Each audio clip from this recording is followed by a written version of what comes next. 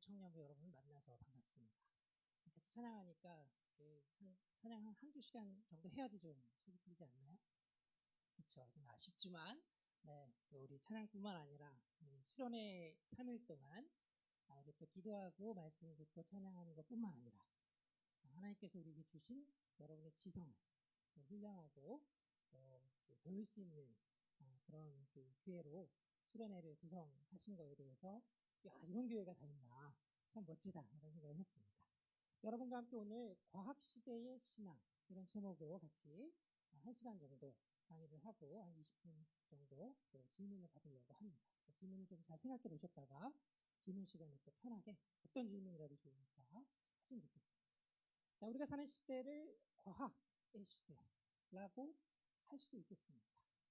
과학이 굉장히 깊이 우리 안에 들어와 있죠. 여러분이 고등학교에서 배우는 과학만 하더라도 성서가 수천 년 전의 사람들에게 이야기하면 아무도 믿지 않을 정도로 놀라운 과학적 사실들을 우리는 많이 알고 있습니다. 뿐만 아니라 우리가 생각하는 사고방식, 우리가 뭔가를 결정하고 우리의 미래를 내다보고 우리 주변에서 일어나는 일들을 이해하는 그 과정에서도 과학적인 사고방식, 데이터에 기반해서 다양한 증거들을 놓고 합리적으로 사고해서 그렇게 결정하고 나의 미래를 보는 그런 방식, 그런 과학적인 사고방식에 현대인들이 굉장히 익숙해 있는 것이죠. 여러분도 그렇죠?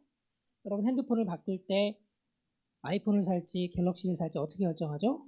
나는 기도하고 결정한다. 없으시죠? 다 스펙을 보고 이렇게 합리적인 사고로 결정합니다.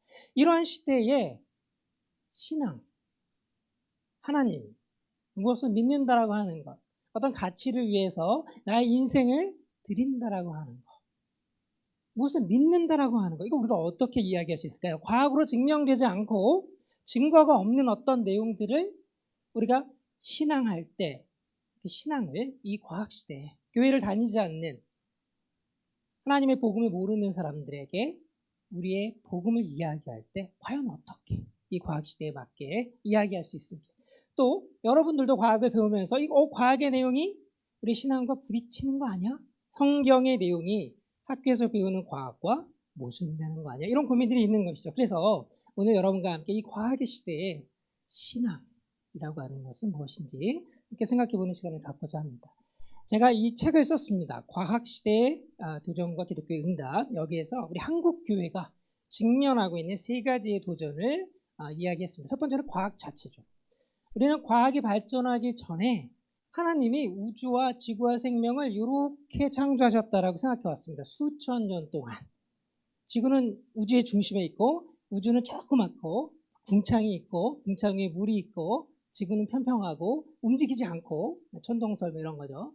이런 우주를 하나님이 만드셨다라고 생각해 왔어요.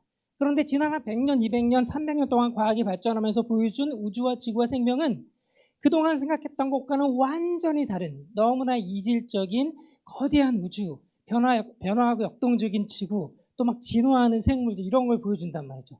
그래? 야, 과학이 이렇게 우주와 지구와 생명을 보여준다면 하나님이 창조한 걸 부정한 거 아닌가? 이렇게 오해하기 쉽습니다. 왜? 우리는 하나님이 우주와 지구와 생명을 이렇게 창조했다고 생각해 왔는데 과학은 전혀 다른 우주와 지구와 생명을 모습을 보여주니까 마치 과학 자체가 하나님의 창조를 부정하는 거 아니야? 라고 오해할 수 있습니다. 아니죠. 우리가 오해했던 것입니다. 원래 하나님의 창조 세계가 이런 모습이었는데 과학이 발전하기 전에 수천 년 동안 우리가 그냥 인간의 눈에 보이는 그대로 우주를 보고 이해했기 때문에 하나님의 창조 세계를 이런 모습이 아니라 이렇게 잘못 이해한 것이죠. 지구 중심적인 천동설, 지구는 편평 이런 우주로 이해했던 것이. 하나님이 이런 우주를 만든 게 아니라 하나님은 이런 우주를 만드신 건데 우리가 오해했던 것이죠. 과학 이 자체가 우리의 신앙을 도전하지는 않습니다. 근데 우리가 이 오해를 풀어야 하는 것이죠. 하나님이 어떤 창조 세계를 만드셨나. 근데 문제가 쉽지가 않습니다. 리차드 도킨스라고 다 들어보셨죠? 만들어진 신 이런 책을 쓴 과학주의, 이 무신론 과학자는 과학을 가지고 과학을 사용해서 우리 기독교 신앙을 비롯한 이 종교는 폐기되어야 한다 주장합니다. 과학을 들여다봐라. 과학 안에 신이 존재한다는 증거가 어딨냐? 하나님이 창조했다는 증거가 어딨냐? 없잖아. 그러니까 거꾸로 과학은 무신론의 증거 아니야? 기독교가 틀렸다라고 우리에게 증명해 주는 거 아니야? 라고 공격하고 있는 것이죠. 이 도전을 우리가 어떻게 넘을 것이냐.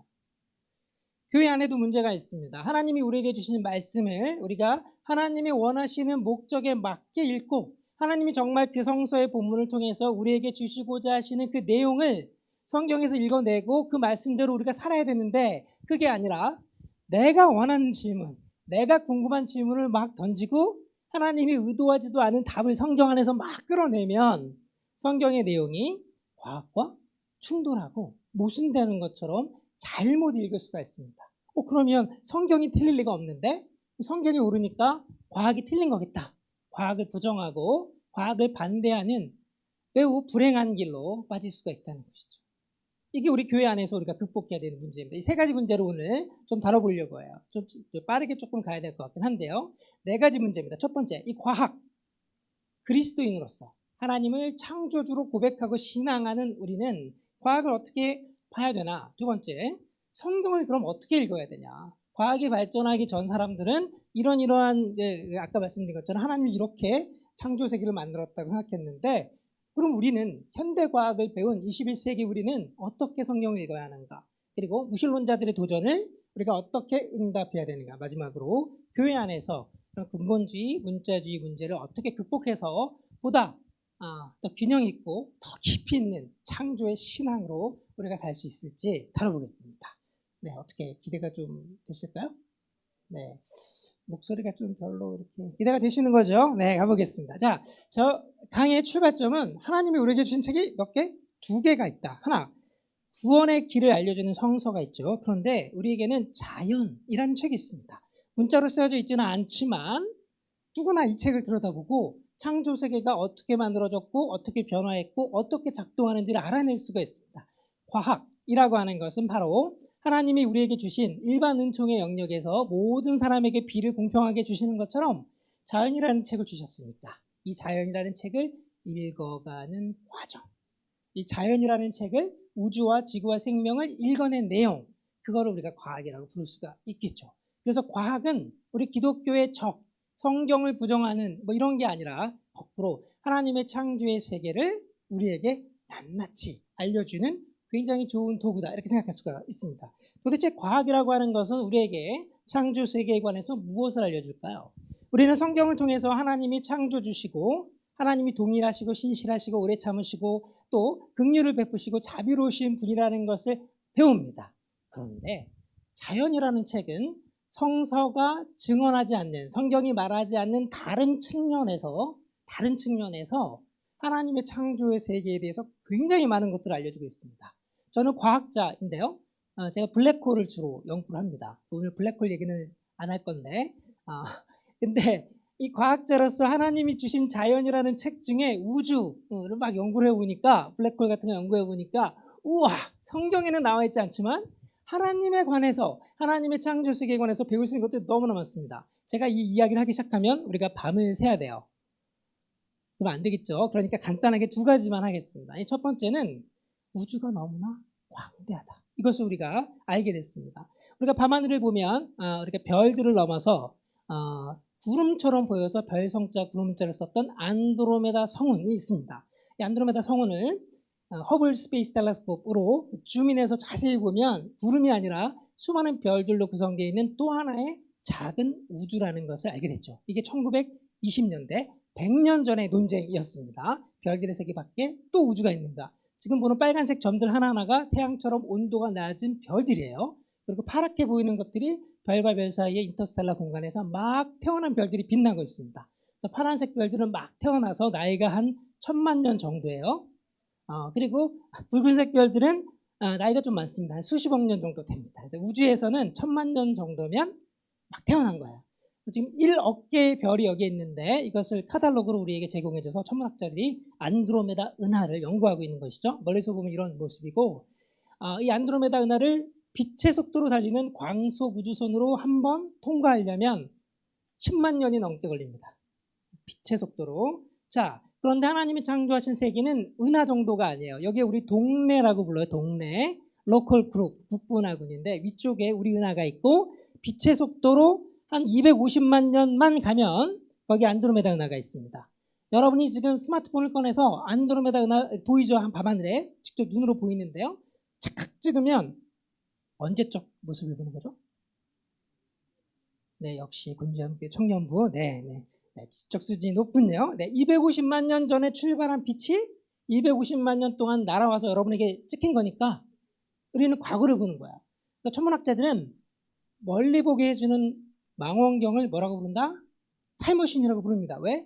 멀리 보면 멀리 볼수록 빛이 우리한테 오는데 시간이 더 많이 걸리죠. 그래서 멀리 보면 과거를 보게 됩니다. 그래서 천문학자들은 과거를 직접 데이터를 가지고 연구할 수가 있는데요. 어디까지 우리가 우주의 과거를 볼 수 있을까요? 우주가 막 태어나던 시점까지도 볼 수가 있습니다. 자, 이것은 허블 우주망원경으로 제임스 웹 우주망원경이 올라가기 전에 허블 우주망원경으로 찍은 영상 중에 가장 유명한 것 중에 하나예요. 밤하늘에 별이 거의 없는 영역을 허블 망원경을 지향해서 거의 한 두 달 가까이 50일 정도 시간을 써서 사진을 찍은 것을 이렇게 모은 건데, 그러면 우주 끝에 있는 그런 어린아이 같은 은하들이 발견된 거예요. 지금 요 점 하나하나들이 안드로메다 은하 같은 은하들입니다. 은하 하나에 별이 한 1000억 개 모여 있어요. 이 점 하나하나가 별이 아니라 별이 1000억 개쯤 모이는 은하들이에요. 은하가 5500개가 발견됐는데 이 중에서 가장 멀리 있는 게 빛의 속도로 100억 년을 가야 되는 100억 광년이 넘는 거리에 있습니다. 그래서 가까이 있는 은하들은 조금 더 현재의 모습, 조금 중간 사이즈는 좀 이제 멀리 있는 모습, 아주 작은 것들은 아주 과거의 모습. 우리는 시간의 파노라마로 거리에 따라서 은하들이 막 태어났던 100억 년 전 모습에서 50억 년 전 모습, 10억 년 전 모습, 이렇게 은하들이 어떻게 탄생해서 진화해 왔는지, 변해 왔는지를 우리는 연구할 수가 있는 것이죠. 그래서 우리는 어디까지 볼 수 있다? 은하들이 막 태어나서 이렇게 아기같이 있는 이런 모습을 볼 수가 있습니다. 최근에는 제임스 웹 우주망원경이 이제 올라가가지고 허블 우주망원경이 찾지 못한 더 어린 진짜 막 태어난 응애하고 이렇게 태어나는 그런 은하들, 한 우주의 나이가 한 5억 년 정도 됐을 때 이런 은하들이 처음 별들이 만들어지고 은하들이 이제 생성된 걸로 우리가 추정하고 있는데, 제임스 우주망원경이 그런 것도 지금 뒤지고 있습니다. 그래서 이런 것들이 신문에도 이제 나올 거예요. 자, 간단하게만 살펴봤지만 이렇게 천문학이 지난 한 100년 동안 발전하면서 우리가 우주를 연구해봤더니 우와, 우주가 너무나 광대합니다. 태양처럼, 우리는 태양만 보고 살지만 태양처럼 스스로 빛을 내는 별들이 우리가 사는 은하에만 한 1000억 개쯤 있습니다. 한 2조 개까지 있어요. 아주 작은 별들까지 따지면. 그리고 이 수많은 1000억 개라는 별들이 행성들을 거느리고 있는데, 지구나 목성이나 화성 같은 행성들을 거느리고 있는데, 지구하고 비슷한 물이 존재할 수 있는 이런 지구형 외계 행성이 한 100억 개에서 500억 개 정도 우리 은하 내에 존재한다라고 우리가 추정하고 있습니다. 지금 태양계 밖에 다른 별에서 발견된 외계 행성들은 지금 5,000개가 넘었어요. 그중에 지구하고 비슷한 행성들도 있는데 우리는 조금만 봤으니까 우리 은하 전체를 생각하면 이 정도입니다. 이게 다 어디서 일어나는 일이라? 우리 은하에서 일어나는 일이에요. 아직 안드로메다까지 안 갔어요. 이런 은하들이 우주에는 1000억 개에서 한 1조 개 사이가 있습니다. 하나님이 만드신 별이 몇 개쯤 되는 건가요? 은하 하나에 별이 1000억 개가 있고 은하가 1000억 개가 있으니까 1000억하고 1000억을 더하면 안 되겠죠. 네, 우주는 빛의 속도로 100억 년을 가야 되는 광대한 크기입니다. 여러분의 우주는 얼마나 큰가요? 하나님이 창조하신 우주는 이 정도 됩니다. 여러분의 우주는 집과 직장과 교회와 가끔 미국 여행 가고 유럽 여행 가고 다 지구에서 이렇게 우리가 놀고 있죠. 하나님의 우주는 지구 정도는 아닙니다. 지구는 이 거대한 우주에서 정말 눈곱의 때만큼 작은 존재. 하나님의 창조 세계는 정말로 광대합니다.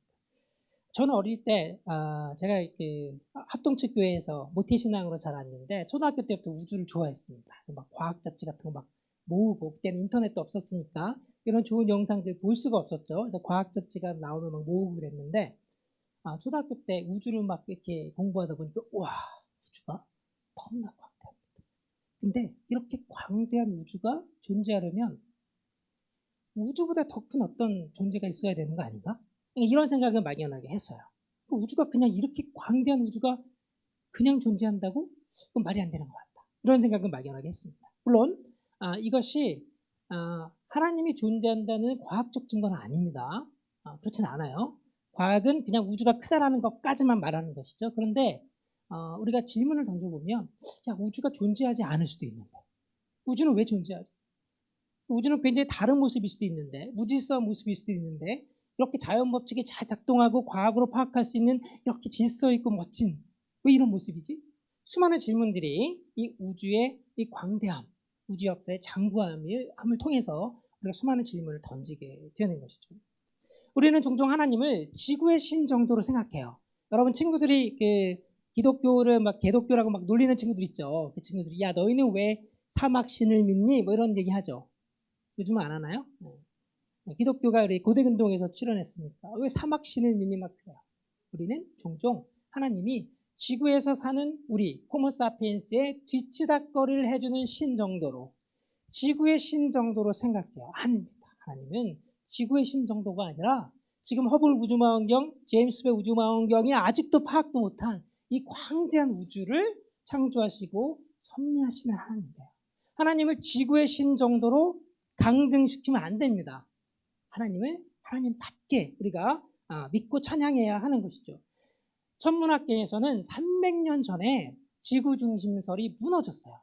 그때까지만 해도 인류의 지성사에서 수천 년 동안 지구가 우주의 중심에 있고 우주는 조그맣다고 생각했어요. 그렇죠? 우주는 움직이지 않고 하늘이 돌아야 되니까 우주가 너무 크면 안 되잖아요. 돌기가 힘드니까 조그맣다고 생각했어요. 그런데 그게 아니었다는 걸 알게 됐잖아요. 지구는 태양계 중심에 있는 것도 아니고 태양도 우리 은하 중심에 있는 것도 아니고 우리 은하가 우주의 중심에 있는 것도 아니고 안드로메다 은하도 있고 엄청나게 광대한 우주에서 지구는 뭔가 주인공이 아닌 것 같다는 걸 알게 된 것이죠. 지구가 다가 아니구나. 지구 중심적인 생각을 버리게 됐습니다. 그런데 과학을 넘어서 여전히 다른 학문에서는 너무 지구 중심적이에요. 너무 인간 중심적이에요. 너무 인류 중심적이에요. 우리의 신학과 철학과 신앙도 어쩌면 너무나 지구 중심적입니다. 하나님의 창조 세계가 지구가 다인 것처럼 아닙니다. 하나님은 이 광대한 우주에서 우리가 이해하지 못하는 어떤 놀라운 역사와 섭리를 또 어디선가 하고 계실지도 모르는 것이죠. 그걸 다 잘라버리고 하나님은 지구의 신이어야만 합니다. 하나님이 우주 밖에서 뭔가 하셨다. 하나님 이러시면 안 됩니다. 막 이러는 거죠. 우리가 원하는 하나님으로 줄여가지고. 그래서는 안 된다는 것입니다. 인간적인 신앙, 하나님은 우리의 어떤 뒤치다꺼리를 해주는 분으로 생각하는 신앙, 지구가 중심이 되는 신앙이 아니라 이 광대한 우주를 창조하신 그 하나님을 바라보고 땅만 보고 살 게 아니라 지구 밖으로 눈을 들여서 와, 하나님의 창조 세계가 이 정도구나. 이런 생각들을 해야 된다는 것이죠. 이것뿐만이 아닙니다. 창조의 역동성도 있죠. 자, 여러분 드라마 좋아하시죠? 좋아하시는 이유가 뭘까요? 재밌죠? 굉장히 막 출생의 비밀부터 시작해서 재밌잖아요. 그죠? 아주 역동적이에요. 그런데 하나님의 창조의 역사도 그렇게 역동적이었습니다. 우리는 과학을 배우지 못했을 때 하나님이 주신 자연이라는 책을 어떻게 읽어야 될지 몰랐을 때는 그냥 인간 눈에 보이는 그대로 막 별이 움직이네. 지구는 가만히 있고 이렇게 생각했던 것이죠. 그런데 하나님이 뿅뿅뿅 그냥 뚝딱뚝딱 그냥 창조했다. 그렇게 생각해왔어요. 수천 년 동안. 그런데 한 지난 100년, 200년 동안 과학이 발전하면서 보니까 하나님이 이 우주와 지구와 생명을 만드신 역사는 그렇게 그냥 단순간에 그냥 뿅뿅뿅 이렇게 하신 게 아니라 뚝딱 하신 게 아니라 뚝딱뚝딱 하신 게 아니라 우리가 지금도 우리의 이성으로 지금도 우리의 지성으로 이해할 수 없는 놀라운 비밀들이 담겨있는 아주 역동적인 아주 변화무쌍한 그 긴 과정을 거쳐서 하나님이 우주를 하나하나 창조하시고 섭리하셨다는 것을 과학을 통해서 알게 된 것입니다. 드라마보다 더 재밌어요. 하나님의 창조의 역사를 살펴보면 대표적으로 예를 들면 우주가 팽창한다는 거죠. 여러분 다 배웠죠? 그렇죠? 고등학교 때 다 배우셨죠? 이게 이제 1920년대 일입니다. 이 두 사람이 막 은하들을 연구해 보니까 은하들이 막 멀어지는 것이죠. 마치 풍선의 표면에 점을 찍고 풍선을 불면 점과 점 사이의 거리가 멀어지는 것처럼. 자, 그래서 우주가 팽창하고 있습니다. 여러분 우리 50대 60대 이런 분들은 못 배우셨겠지만 우리 지금 10대 20대들은 다 배웠어요. 우주는 막 팽창하고 있습니다. 못 믿겠어요. 그러시면 곤란해요. 1920년대 밝혀진 겁니다. 네, 그런데 우주가 팽창한다면 시간을 거꾸로 돌리면 우주의 크기가 과거에 어떻게 되죠? 그럼 시간을 우리가 어디까지 돌릴 수 있나요? 우주의 크기가 마이너스가 될 수는 없잖아요. 그죠? 그러니까 어떤 아주 우주의 크기가 뭐 원자 크기 정도로 작았던 과거의 한 시점을 생각할 수 있는 거잖아요. 그러니까 우주는 무한한 우주가 아니라 최소한 시간적으로는 어떤 시작점을 갖는 유한한 우주가 아닌가라는 생각을 우리가 우주 팽창의 발견을 통해서 1920년대부터 생각할 수 있다는 것이죠. 우리가 고대 그리스에서부터 수많은 철학자들이 이 물질의 세계는 원래 존재했던 거야. 신은 존재하지 않아. 원래 그냥 물질은 있었던 거야. 이런 무신론적인 사상을 전파해 왔지만 오히려 20세기가 되면 과학을 통해서 우주의 팽창을 발견하게 되니까 우주는 영원 전부터 있었던 게 아닌 것 같네. 과거의 어떤 한 점에서 존재하기 시작한 거 아니야? 이런 생각을 할 수 있게 된 것이죠. 우리 천문학자들이 우주의 나이를 잴 수가 있습니다. 이 풍선이 요만했는데 이만큼 커지려면 풍선을 부는데 뭐 10분이 걸렸는지 5분이 걸렸는지 알 수 있잖아요. 풍선의 팽창 속도와 크기와 등등등. 마찬가지로 천문학자들도 현재 우주의 크기, 우주가 팽창하는 속도, 문제는 우주가 팽창하는 속도가 시간에 따라 변합니다. 그러니까 팽창하는 속도가 바뀌는 팽창 가속도까지 재야 되는데 이런 것들을 다 측정해서 우주의 나이를 잴 수가 있습니다. 쟀더니 우주의 나이가 138억년이에요. 그러니까 138억년이 굉장히 긴 기간이지만 그 전에는 우주가 아주 작았고 그렇게 작았던 우주가 138억년 전에 팽창하기 시작하면서 이 광대한 우주로 변해왔다. 이것이 지금 천문학이 우리에게 알려주는 우주의 역사예요. 우리는 옛날에 하나님이 그냥 뚝딱 창조했다고 생각했는데 자연이라는 책을 읽어보니까 하나님이 이렇게 변화무쌍하게 다이나믹하게 아주 멋지게 우주를 창조하셨구나 라고 알게 되는 것이죠. 지구는 어떨까요? 우주의 역사가 100억 년이 넘는데 우주 역사의 후반부에 지구가 만들어집니다. 그래서 태양과 지구와 또 행성들이 약 50억 년 전에 인터스텔라의 가스들이 뭉쳐지면서 태양과 행성들이 만들어졌는데 지구는 지구에서 발견되는 이 암석을 채취를 해보면 나이가 측정할 수 있죠. 우리가 방사성 동위원소 연대 측정법으로 할 수 있는데 가장 오래된 게 한 40억 년 정도 기록이 있고요. 지르콘이라고 하는 광물이 있습니다. 다이아몬드 그런 거랑 좀 다르지만 지르콘이라고 있는데 그 지르콘이 나이가 44억 년까지 오래된 게 발견이 됐어요. 그러니까 44억 년보다 더 오래된 광물은 녹아서 없어졌거나 이제 발견이 안 된 것이죠. 지구뿐만이 아니죠. 우리는 달에 가서도 운석을 주워왔죠. 아폴로 미션을 안 믿는 분들도 있더라고요. 아폴로 갔다 왔습니다. 진짜로. 그런 그 음모론에 넘어가시면 안 돼요.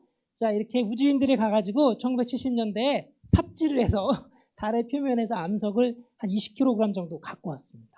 자, 지구로 유성이 떨어지죠. 곤지하면서 유성이 잘 보일 것 같은데 유성 떨어질 때 여러분 소원 비시나요?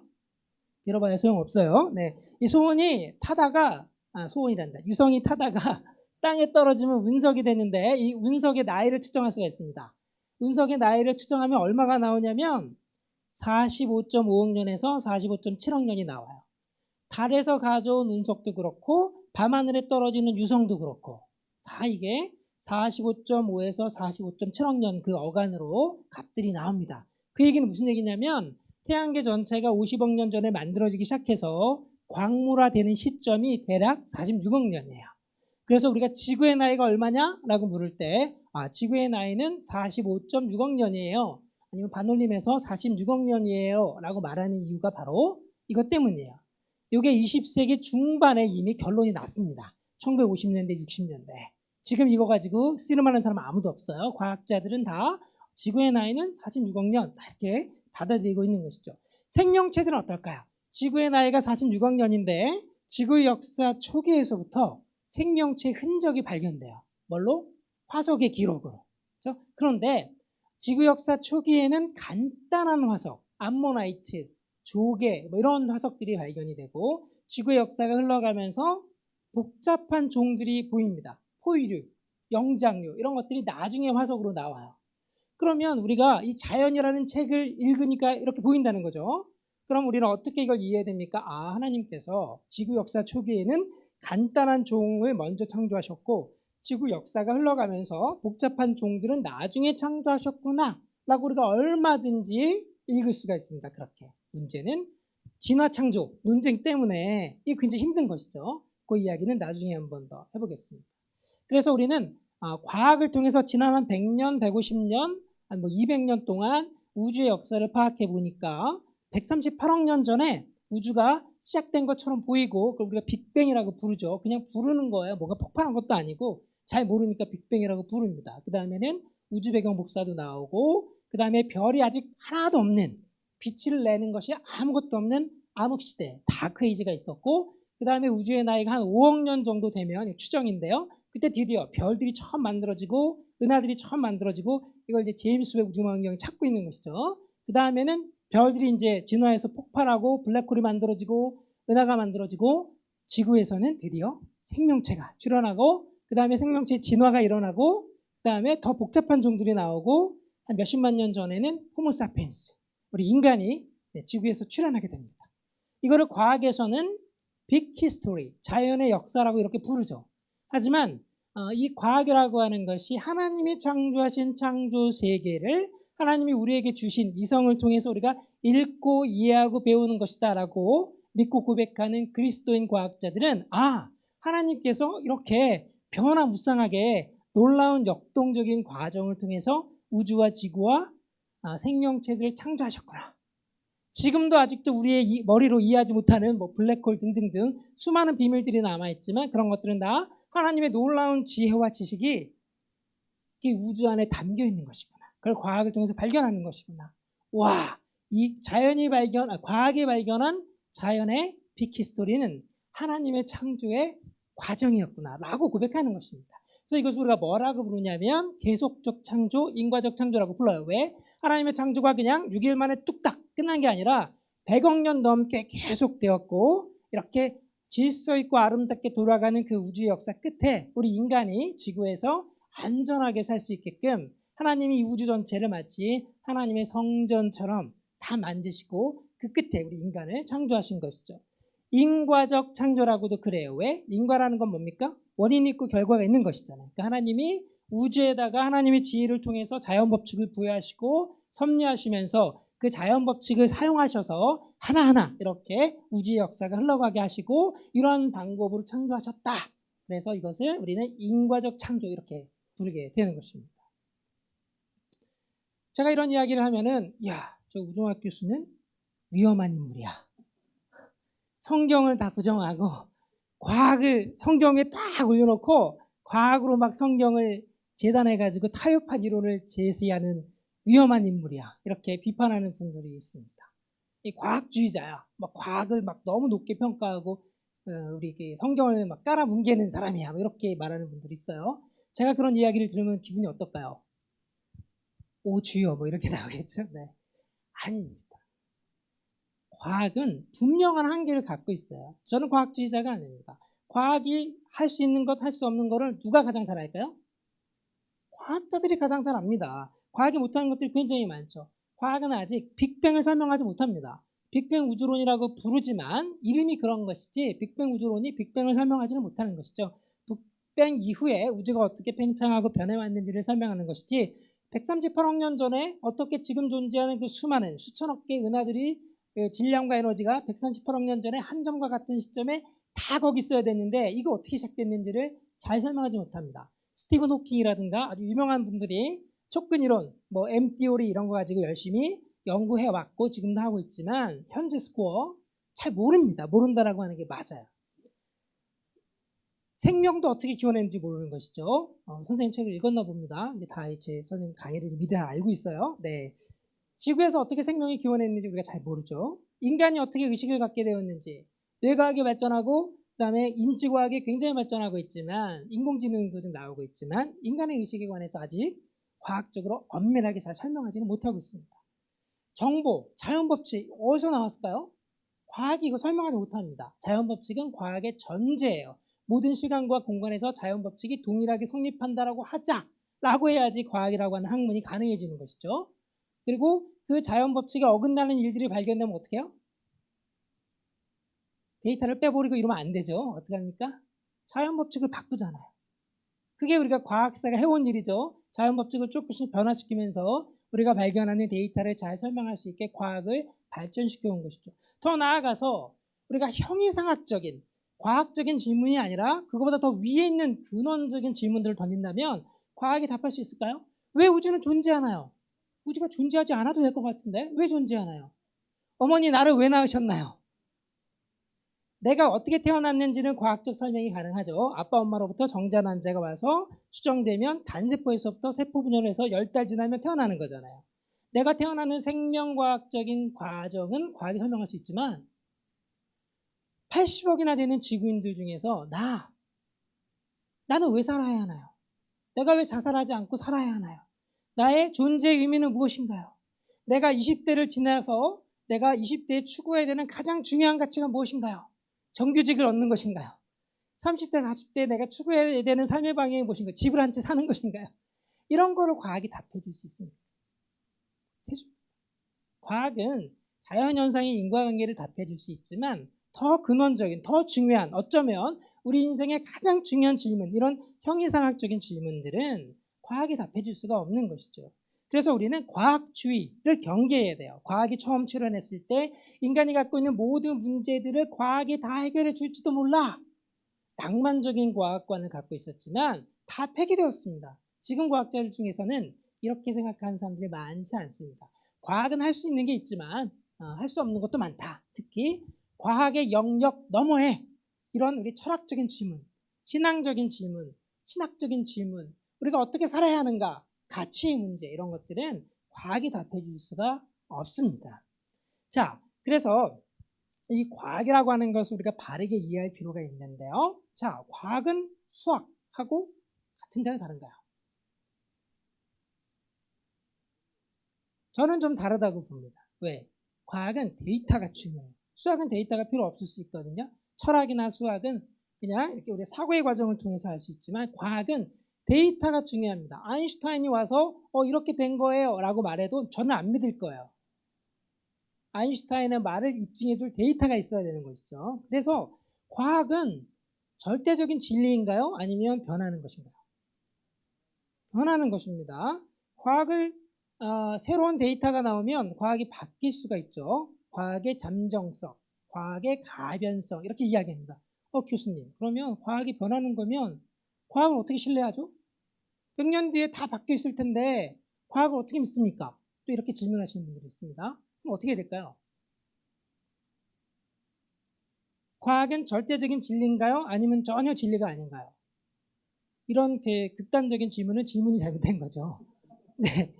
과학은 이런 절대주의와 상대주의 사이에 답이 있습니다. 과학이라고 하는 것은 어떤 자연현상이 있으면 이게 우주의 팽창이든 생물의 진화건 간에 이 자연현상을 100% 완벽하게 우리에게 설명해 주는 거냐?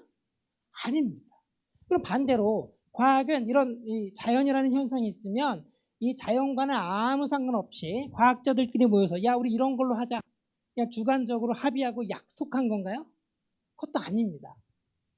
둘 다 아닌 것이죠. 그래서 과학이라고 하는 것은 자연이라는 것, 자연이라는 어떤 실제를 우주라고 하는 실제를 조금씩 알아가는 이해해가는 과정이다. 하나의 approximation, 하나의 근사다. 이렇게 생각하는 것이죠. 완벽하지는 않지만 우주를 조금씩 더 파악해가고 있는 과정입니다. 우리 인간의 이성에 대해서도 우리는 의심이 있죠. 과학이 계속 발전하면 우주의 모든 비밀을 완벽하게 다 알아낼 수 있을까요? 인간의 이성이 거기에 갈 수 있을까요? 아닐 것 같아요. 그래서 과학은 자연이라는 실제에 다가가는 영원한 근사다. 이 정도로 보는 게 건강한 관점입니다. 그래서 과학이 신을 증명했다. 과학이 신이 존재하지 않는다고 증명했다. 이런 뉴스 헤드라인이 나오면 어떨까요? 최소한 과학자들에게는 별로 의미가 없어요. 과학은 데이터를 얻을 수 있는 어떤 자연 현상을 다루는 학문이지 어떤 초월적인 존재, 어떤 가치의 문제 이런 부분들에 대해서 어떻게 과학이 답을 해줄 수 있겠냐. 그래서 과학으로 뭐 신을 증명했다든지 과학으로 신이 존재하지 않는다고 증명했다 이런 이야기들은 사실은 과학자들에게는 설득력이 없습니다. 그것은 과학의 영역이 아니야. 과학이 할 수 있는 분야가 아니야. 이렇게 보는 것이죠. 그래서 과학은 중립적이다 이렇게 말할 수가 있는 것이죠. 자, 과학이 우리 기독교 신앙을 지지할까요? 아니 반대로 과학이 도킨스의 무신론을 지지할까요? 저는 둘 다 아니라고 봅니다. 과학은 자연 어떤 현상이 있으면 우주가 팽창하든지 생물이 진화하든지 간에 야 이거 어떻게 일어난 거지? 원인이 뭐지? 천사를 끌어다가 설명하지 않고 자연계 내에서 원인을 찾아가지고 자연 법칙으로 쭉 설명하는 거예요. 그 작동 원리를. 그러면 과학이 자연 현상을 설명했으면 그 뒤에 하나님이 살아계셔서 하나님이 역사하시고 하나님이 섭리하시는 건지 하나님 없이 자연이 자기 충족적으로 이 모든 것들을 다 하는 건지 이 부분은 형이상학적인 질문이에요. 이것은 과학이 탐구할 수가 없습니다. 과학은 자연현상까지만 탐구하는 것이고 그 자연현상의 더 근원적인 원인들은 과학이 다룰 수가 없는 것입니다. 그래서 과학은 중립적이다. 제가 이런 얘기했더니 또 어떤 분은 우 교수가 틀렸다. 과학은 중립적이지 않다. 이런 얘기 하십니다. 당연히 중립적이지 않죠. 같이 중립적이지는 않습니다. 과학은 연구비를 쓰는 방향으로 발전해요. 그래서 무기를 개발하는데 연구비를 막 쏟아부으면 과학은 막 무기를 막 개발합니다. 그러니까 같이 중립적이지 않죠. 그 얘기가 아니라 제가 하는 이야기는 과학이 기독교를 지지하느냐 반대로 과학이 무신론을 지지하느냐 둘 다 아니라는 것이죠. 과학은 그냥 과학이다 이렇게 이해하시면 좋겠습니다. 그럼에도 불구하고 하나님을 창조주로 고백하는 우리는 시편 기자의 이야기를 들어야 하는 것이죠. 하늘이 하나님의 영광을 선포하고 궁창이 이 궁창을 우리는 우주라고 할 수도 있겠죠. 우주가 그의 손으로 하신 일을 나타냅니다. 망원경도 없었는데 밤하늘에 빛나는 오색 찬란한 별들이 마치 하나님의 어떤 그 창조의 영광, 하나님이 막 하신 창조의 역사를 드러내는 것 같다. 아주 멋진 시입니다. 제가 가장 좋아하는 시편 중에 한 편입니다. 우리는 어떨까요? 여러분 어떠세요? 우리는 제임스 웹 우주망원경도 있잖아. 전자현미경도 있잖아. 이 사람들은 꿈도 꾸지 못했던 하나님의 창조 세계 아주 놀라운 하나님의 지혜와 지식들을 다 보는 거잖아요. 우와! 시편 기자보다는 한 100배 이상으로 더 큰 감동으로 우리는 이 하나님의 창조 세계가 하나님을 찬양한다라고 고백해야 하는 것이에요. 그렇지 않습니까? 그런데 너무나 안타깝게도 이 과학의 영역은 송두리째 무신론자들에게 넘어가 있어요.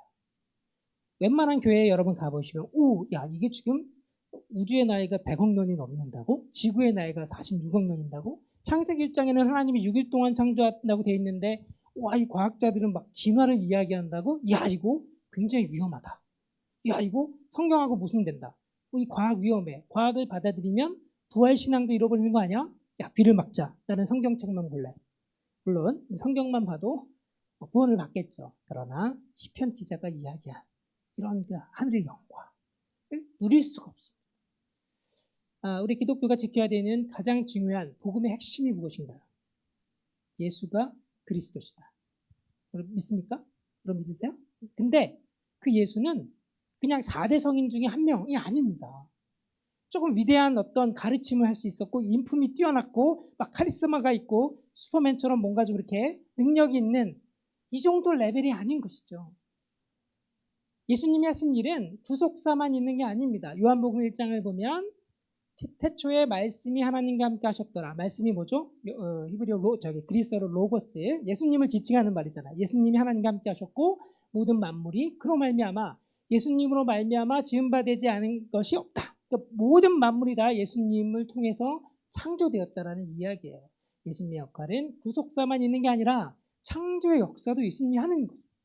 예수님은 그냥 4대 성인 중에 한 명, 우리 친구 중에 좀 위대한 누구를 위해서 목숨을 내줄 정도의 그런 위대한 인물이 아니라 이 100억 년이 넘는 장구한 우주의 역사를 섭리하시고 이 수천억 개의 은하 중에 우리 은하를 만드시고 수천억 개의 별 중에 태양을 만드시고 지구를 만드시고 그리고 우리 인간을 창조하신 그 놀라운 창조주 하나님이 우리 인간 스스로 우리 죄의 문제를 해결하지 못하니까 하나님께서 스스로 신의 지위를 버리고 인간의 몸을 입고 이 땅에 오셔서 죽기까지 순종하심으로 우리에게 구원의 길을 사랑의 길을 베풀어 주신 분이 우리가 고백하는 예수 그리스도십니다.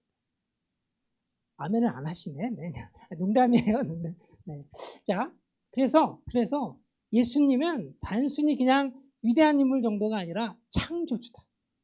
저는 교회가 예수가 그리스도시다라는 얘기뿐만 아니라 그 예수가 창조주다라는 얘기를 해야 되고 학교에서 우리가 과학을 배우면 그 과학의 모든 내용들이 다 창조주 하나님, 창조주 예수님의 놀라운 지혜와 지식을 우리가 발견해가는 과정이다 라고 이야기하고 시편 기자보다 한 100배쯤 더 큰 감동으로 제임스 우주망원경이 발견한 전자현미경으로 발견한 또 지질학에서 발견한 이 놀라운 하나님의 창조 세계의 내용들을 하나님의 영광으로 우리가 찬양하고 고백할 수 있어야 된다고 봅니다.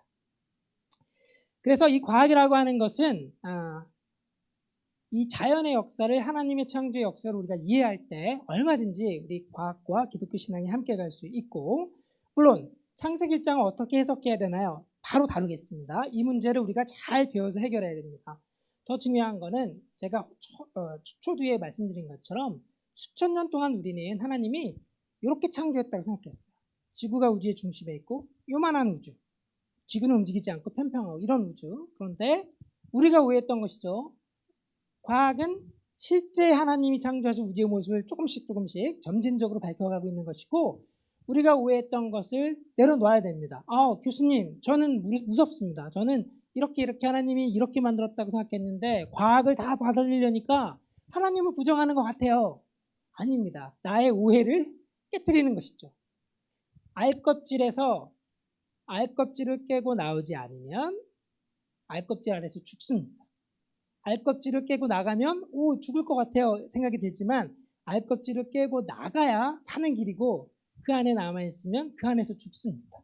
그래서 우리는 수천 년 동안 인류의 역사에서 우리가 하나님의 창조 세계에 대해서 오해했던 것들을 좀 내려놓고 알껍질을 깨고 나와서 현대과학이 보여주는 놀라운 하나님의 그 드라마틱하고 역동적인 창조 역사를 좀 수용하면서 이것을 어떻게 우리의 신앙과 또 창세기 해석과 또 우리의 그 교리와 또 나의 신앙과 함께 할 것인지 이것을 같이 생각해야 되는 거죠. 그래야 균형 잡히고 깊이 있고 놀라운 그런 창조의 신앙으로 우리가 성장할 수 있는 것입니다. 이 태도가 굉장히 중요해요. 제가 보면은 많은 분들이 두려워요. 저는 과학 싫어요. 성경책만 볼래요. 그럴 수도 있겠죠. 그러나 우리가 하나님이 주신 자연이라는 세계 눈을 돌려서 과학을 통해서 배우는 것들을 좀 많이 누리고 하나님을 더 깊게, 하나님이 더 놀라운 창조주로 찬양할 수 있으면 좋겠습니다. 교수님, 하나님이 두 가지 책을 쓰셨으니까 자연이라는 책과 성경은 모순되지 않는다는 거 알겠는데 구체적으로 창세기를 보면 모순이 너무 많아요. 어떻게 해야 되나요? 이게 이제 질문이죠. 여러분들이 질문하실 거예요. 가장 중요한 게 창세기 1장, 2장이 가장 이제 걸리는 문제입니다. 자, 제가 질문을 드릴게요. 여러분, 하나님이 창세기 2장을 주실 때 과학적인 내용을, 과학적인 정보를 주기 위해서 하나님이 창세기를 주셨을까요? 아닙니다. 여러분, 여기서 아니라고 말한다면 올바른 성경관을 갖는 거예요. 물론 창세기 1장에는 창조의 기간이 나오죠. 그리고 창조의 순서도 첫째 날, 둘째 날 쭉 있습니다. 그리고 하나님이 말씀으로 창조하셨다 이런 이제 표현들도 있죠. 그리고 창조의 내용들도 있습니다. 해와 달, 이름은 안 나오지만 두 개의 광명체, 별들, 이렇게 궁창 이런 것들이 이제 나옵니다. 자, 이것을 우리가 하나님이 우주를 창조한 어떤 과학적인 설명으로 보면 문제가 심각해져요. 하나님은 과학적인 정보, 하나님이 언제 어느 것을 어떤 순서로 어떤 방법으로 창조했는지 그런 과학 교과서 같은 정보를 창세기를 통해서 우리에게 주시려고 했던 것이 아닙니다. 창세기를 통해서 하나님이 말씀하시고자 하는 것은 하나님이 창조주다. 그 당시 고대 근동 지방 사람들이 신이라고 믿었던 태양, 신이라고 믿었던 달 이런 것들은 신이 아니고 다 하나님의 피조물에 불과하다 이 얘기를 하시는 것이죠. 그래서 과학교과서를 읽으면 문제가 되지만 과학교과서가 아니라는 것입니다. 여러분 그 동생들이 혹시 초등학생들이 있나요? 초등학교 교회에도 곤지암교회도 있을 텐데 초등학생들이 한 3학년 4학년 되면 공룡을 좋아하기 시작하죠. 공룡에 관해서 묻습니다. 대답을 잘못하시면 얘가 주일학교 안 나옵니다. 대답을 잘 하셔야 돼요. 엄마, 하나님이 공룡 창조하셨어요? 뭐라고 답하실 거예요? 하셨지. 근데 왜 창세기 1장이 안 나와요? 뭐라고 하실 거예요?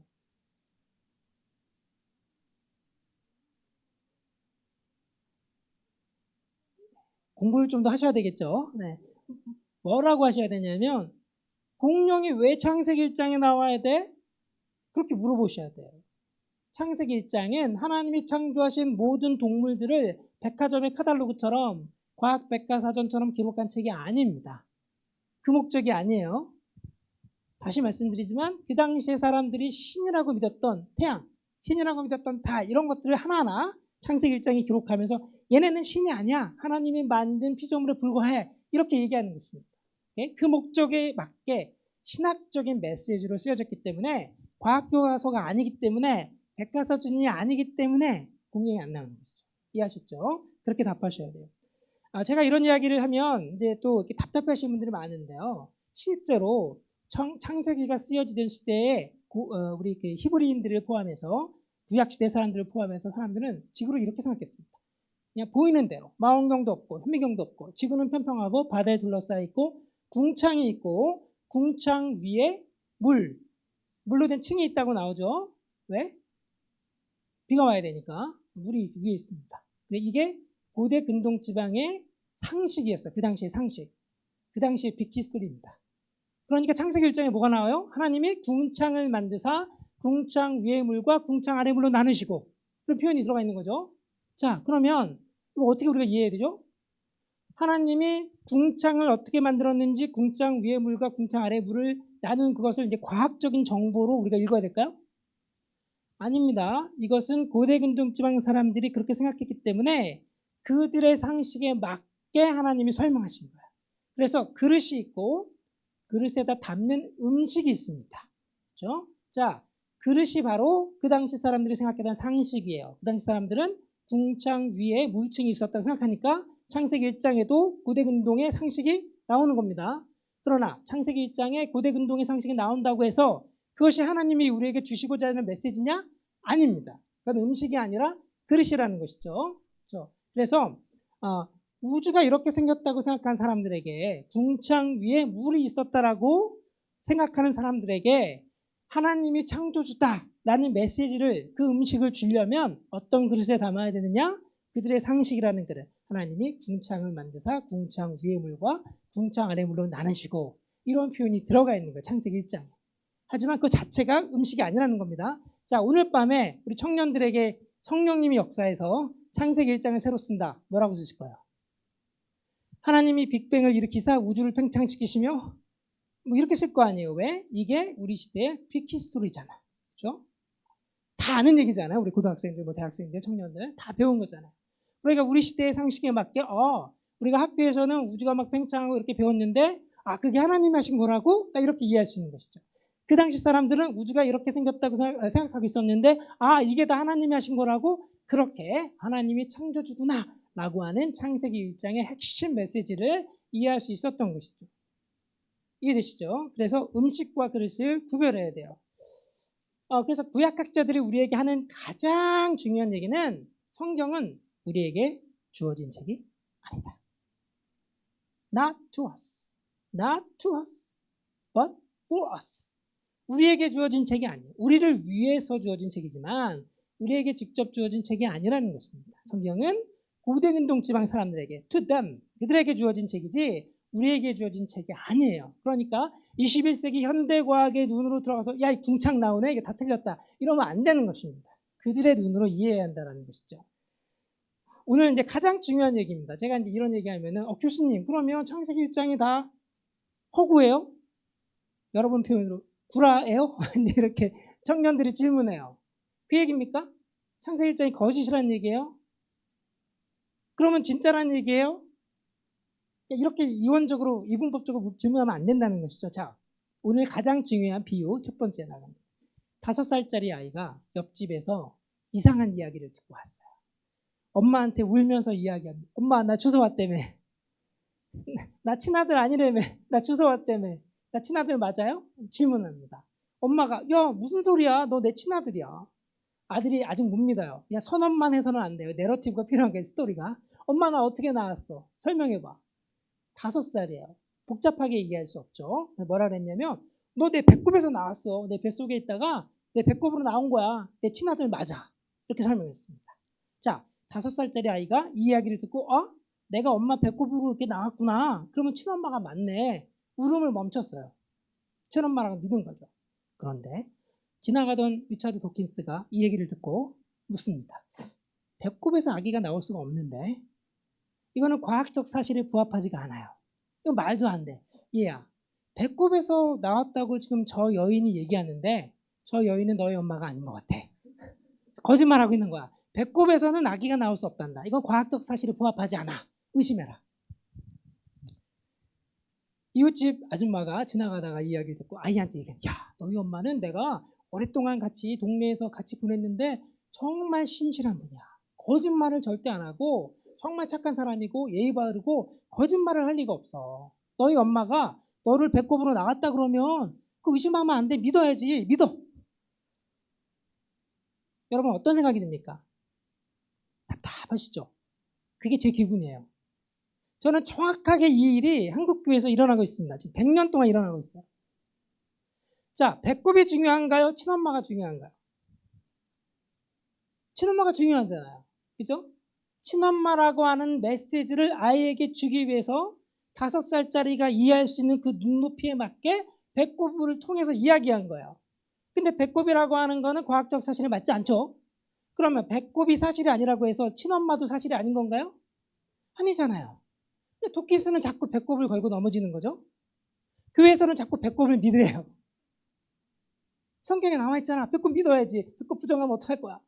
창세기 1장에 보면은 하나님이 궁창을 만들고 궁창 위의 물과 궁창 아래 물로 나눴다고 표현되어 있잖아. 믿어야지. 이렇게 얘기하는 거예요. 이해되십니까? 이 아이가 20살이 됐어요. 아직도 자기가 배꼽에서 태어났다고 믿고 있으면 어떻게 돼요? 공부를 좀 해봤더니 배꼽에서 태어난 게 아니야. 깨달았어. 그 여인은 내 엄마가 아니었구나.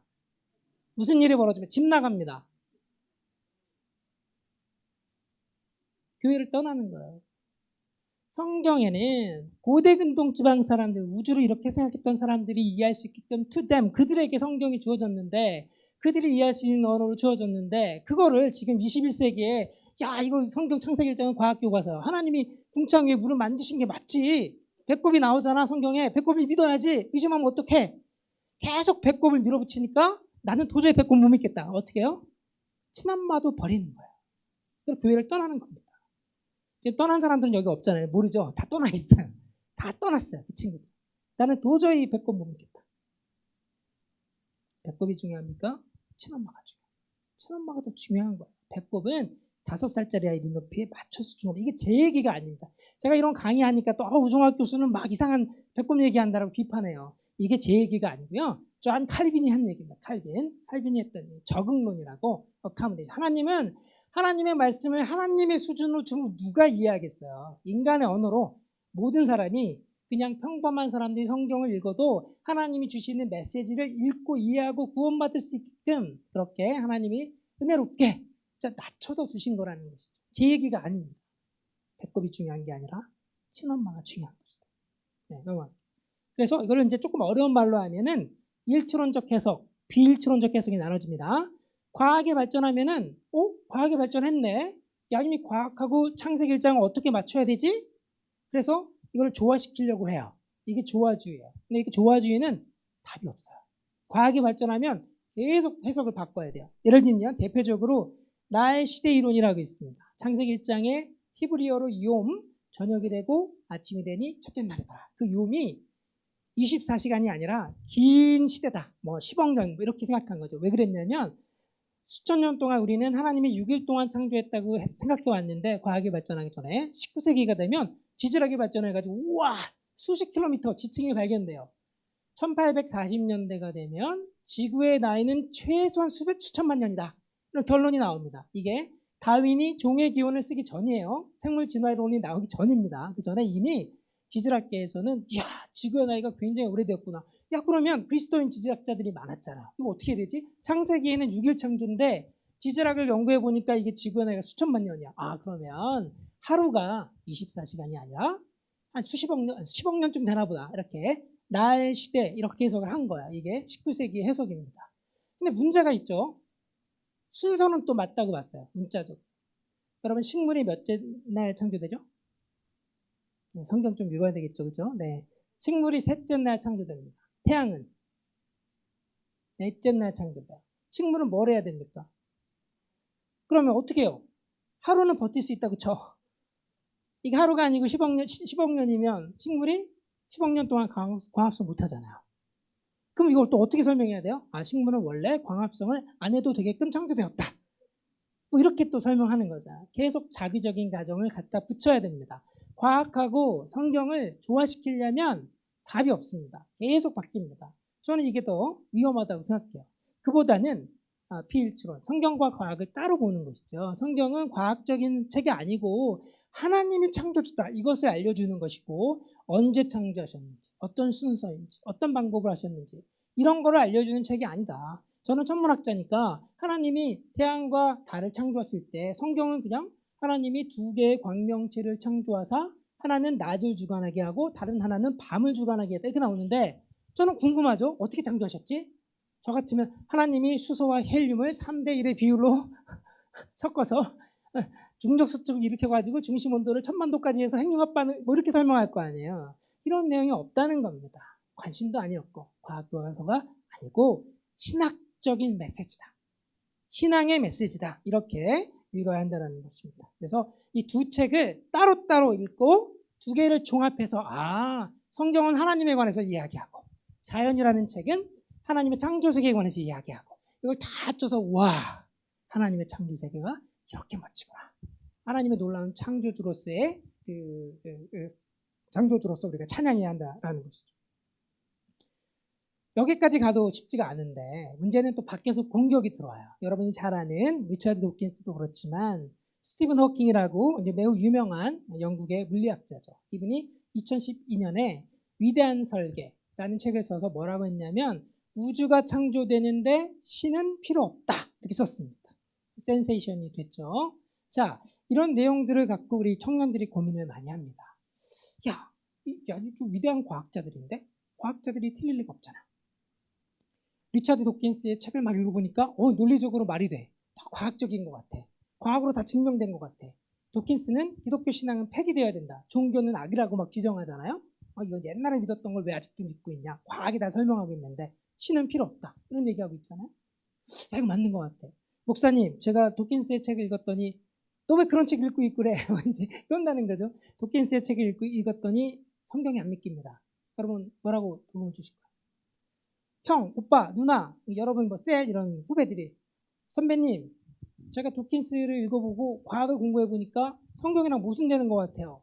어떻게 할까요? 목사님, 집사님, 아니면 여러분의 자녀들, 엄마, 아빠, 내가 학교에서 과학을 배웠는데 주일학교 못 다니겠어요. 이러면 여러분 어떻게 하실 거예요? 오늘부터 일주일 동안 금식기도 들어간다. 금식기도는 여러분이 하시고 그 친구들한테 필요한 거는 지적인 설명이에요. 왜 도킨스의 말이 설득력이 없는지, 왜 우리의 신앙이 과학과 같이 갈 수 있는지, 이런 이야기를 우리가 지성적으로 해줘야 된다는 것이죠. 이분들이 뭐라고 주장합니까? 물질이 있었대요. 아무 목적 없이 우연히 진화시켜서 인간을 만들어냈고, 인간이 신이라는 개념을 발명해서 설명할 수 없었던 것들을 설명하다가 이제 과학이 발전하게 되니까 과학으로 모든 것들을 다 설명할 수 있게 됐고, 신은 필요 없다. 신은 인간이 만든 개념일 뿐이다. 이렇게 주장합니다. 여기 동의하는 청년들 있나요? 끝나고 남으세요. 네. 제가 개인 면담을.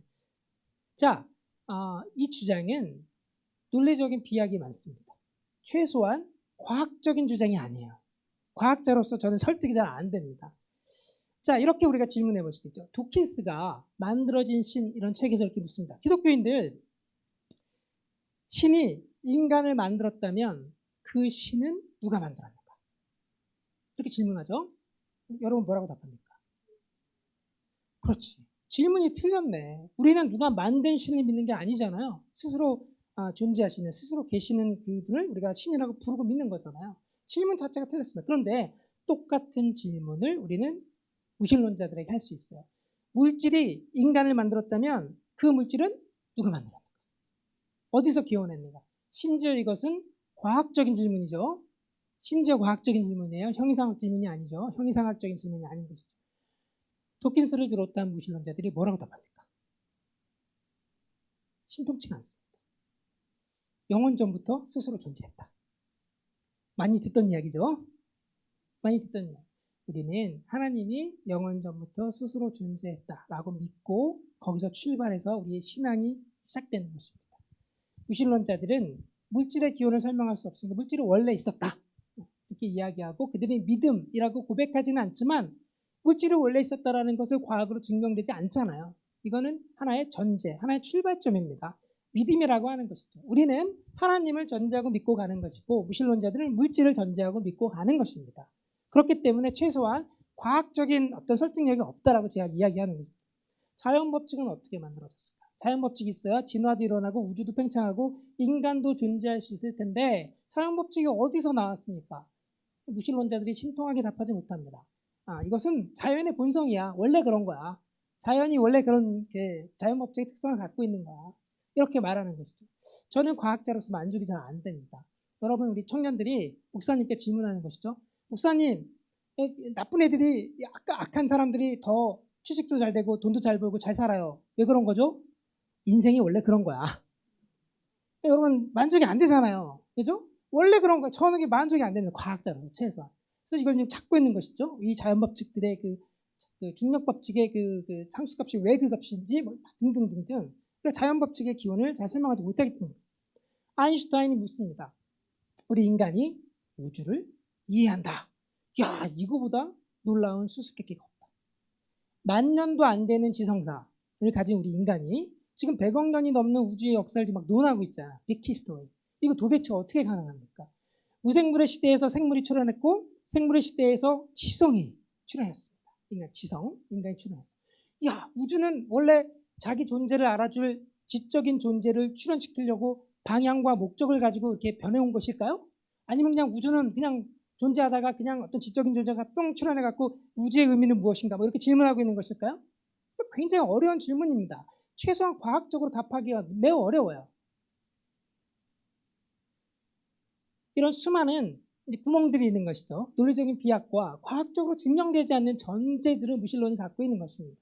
이에 대해서 우리 기독교는 뭐라고 이야기하죠? 우리 기독교는 우리 나름대로의 내러티브, 우리 나름대로의 이야기, 서사가 있는 것이죠. 하나님께서 스스로 존재하시는 분이 자연세계, 창조세계를 만들기로 작정하셨고 창조세계 안에 하나님이 자연법칙을 부여하셔서 하나님이 동일하시고 신실하시고 오래 참으시고 동일하신 분이잖아요.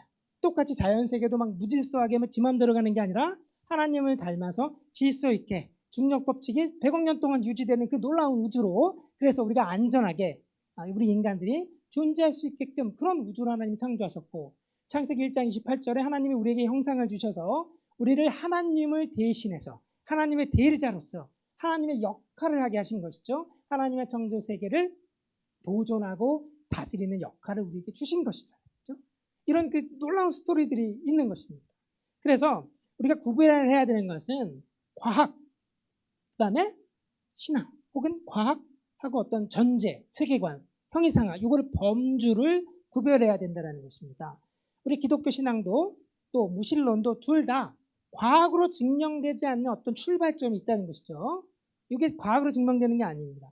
물론 과학의 영역은 동등해요. 저는 그리스도인 과학자로서 지질학이든 뭐 생물 진화론이든 뭐든 간에 우리가 과학자들이 열심히 연구해서 합의해서 어떤 결론을 내려서 정서로 자리 잡힌 것들을 그리스도인들이 거부해야 된다? 저는 그 이유를 잘 모르겠습니다. 왜? 그게 다 하나님의 지혜와 지식을 우리가 찾은 것들이잖아요. 그렇죠? 얼마든지 그것을 받아들일 수가 있습니다. 문제는 내가 과학의 결과를 성경 해석과 내가 생각했던 하나님과 어떻게 연결해서 잘 할 거냐. 나의 문제지, 나의 오해의 문제지 과학 자체가 문제가 있는 것은 아닙니다. 과학은 중립적입니다. 문제는 과학을 넘어서서 우리가 던질 수 있는 질문들을 다 책상 위에 올려놓고 무신론이 설명하는 내용과 기독교 신앙이 서사하는 내용들을 비교하면 우리 기독교 신앙이 훨씬 더 풍성하게 설명하고 있다는 것입니다. 이게 알리스터 맥그라스라고 하는 영국의 복음주의 신학자가 하는 이야기예요. 무신론이 우리에게 해줄 수 있는 얘기가 뭐야? 나의 존재의 의미는 무엇입니까? 나는 어떻게 살아야 합니까? 내가 이웃하고 어떻게 같이 살아야 됩니까? 나는 끝없이 내 안에서 내 죄된 본성, 욕망이 있고 이기적인데 그래도 내 걸 나누고 이웃을 사랑하고 이웃을 내 몸과 같이 사랑하고 그렇게 살아야 되는데 이게 어떻게 가능한가요? 이런 질문들 앞에서 무신론이 무슨 이야기를 해줄 수 있어요? 여러분의 인생의 가장 중요한 질문들에 관해서 무신론이 무슨 이야기를 해줄 수가 있어요? 신이 존재하지 않으니까 네 맘대로 살아라. 그게 어떤 깊이 있는 어떤 성찰을 줄 수 있겠어요? 저는 오히려 우리를 위해서 목숨을 내어놓으신 인간의 형상을 오신 예수님의 이야기, 복음서에서 등장하는 그분의 긍휼하심, 수많은 사람들이 하나님의 말씀대로 살려고 애쓰는 그런 모습, 또 반대로 가다가 또 잘못되는 모습, 그런 그 삶의 스토리들이 성경 안에 얼마나 풍성하게 담겨 있습니다. 그래서 내가 내 욕심대로 막 하려고 하다가 그래도 하나님께서 성서를 통해서 우리에게 이렇게 이 방향을 가르치고 계시지. 나는 성공할 수는 없지만, 나는 잘 안 되지만, 나는 이기적이지만 그래도 예수께서 가신 그 길을 쫓아서 조금이라도 내가 그 길로 가야지. 이런 것들이 성서가 우리에게 주는 풍성한 어떤 삶의 스토리들인 거죠. 그렇죠? 그것이 알리스터 맥그라스가 얘기하는 우리 기독교가 주는 풍성한 설명력이다라고 볼 수 있는 거죠. 여러분, 믿음이 무엇인가요? 신앙 무엇입니까? 우리는 종종 명제에 동의하는 거라고 생각해요. 1번, 하나님은 살아계시다. 2번, 예수님은 하나님의 아들이다. 3번, 예수님을 믿으면 구원받는다. 자, 명제 1번, 2번, 3번, 오케이, 예스, 동의해. 이게 신앙인가요? 신학시대에 귀신들도 동의했을 것 같죠? 명제 1번, 2번, 3번. 그게 신앙이 아닙니다. 믿음은 명제 1번, 2번, 3번에 오케이, 동의해. 이게 아닙니다. 신앙의 출발점일 수는 있겠죠. 자, 과학적 믿음은 뭐예요? 우주가 팽창한다. 오케이, 동의해. 그건 과학적 믿음이에요. 과학적 믿음은 어떤 그 대가를 요구하지 않습니다. 그렇죠? 물론 절벽에서 떨어지면 죽는다 이거 안 믿으면 뭐 떨어져서 죽을 수도 있겠죠. 그런 거 빼고 일단 과학적 믿음은 명제에 동의하는 거예요. 오케이, 우주 팽창한다, 생물들 진화한다, 우주의 나이 얼마, 지구의 나이 46억이요. 동의해. 그럼 과학적 믿음입니다. 그러나 신앙, 기독교의 신앙은 명제에 동의하는 것이 아닙니다. 명제 1번, 2번, 3번에 동의하는 것이 아닌 것이죠. 내가 사람은 귀중한 존재야 라고 믿는다고 한다면 어떻게 돼요? 대가를 정해요. 나는 인간은 중요한 존재라고 생각해. 귀중한 존재라고 생각해. 오케이. 거기서 끝나는 게 아니라 내가 길을 가는데 어떤 사람이 누군가에게 맞고 있으면 어떻게 해야 돼요? 귀중한 사람이 맞고 있으면 내가 가서 도와줘야 되는 것이죠. 내가 민주주의를 믿고 있으면 예를 들면은 정치인들이 독재를 하면 어떻게 해야 돼요? 민주주의가 아니잖아. 나는 민주주의 믿어야 되는 게 아니라 독재를 하는 사람들에게 돌을 던지고 항거하는, 그래서 내가 감옥에 갇히고 끌려갈 수도 있지만 그렇게 행동이 필요한 것입니다. 그게 신앙이에요. 기독교 신앙도 마찬가지입니다. 우리가 하나님을 하나님이라고 믿는다는 것, 내가 성경을 믿는다는 것은 성경이 6일 동안 창조됐다고 믿어. 동의해. 이게 아니라 성경에 나오는 내용대로 내 삶의 어떤 순종을 성경이 요청하고 있다는 거죠. 이게 굉장히 중요한 것입니다. 그래서 우리 청년들도 성경을 배울 때 성경을 배워서 오케이, 동의해. 여기서 끝나는 게 아니라 성경의 내용이 여러분을 미는 그 방향으로 우리가 가야 하는 것입니다. 그것이 신앙이라고 하는 것이죠. 암스통이라고 하는 종교학자가 이런 이야기를 했어요. 좀 증거주의 경향이 너무나 기독교에 깊이 들어와가지고 심지어는 과학의 영역에서도 종교의 영역에서도 하나님의 존재를 과학으로 증명해라. 이렇게 주장하고 있다는 거죠. 이게 말도 안 된다. 사실 우리 인간의 삶은 과학으로 증명되지 않는 수많은 것들 위에 기초하고 있다. 가치의 문제, 사랑의 문제 이런 것들이 다 그렇죠. 제가 항상 하는 얘기인데 제 아내가 제가 결혼한 지 한 24년, 25년 돼갔는데 제 아내가 저를 사랑한대요. 과학으로 증명이 안 돼요. 본인이 속고 있는지도 모르잖아요. 어떻게 이걸 믿죠? 과학으로 증명이 안 되잖아요. 도킨스의 말에 따라서 과학으로 증명되는 거, 입증되는 것만 믿어라.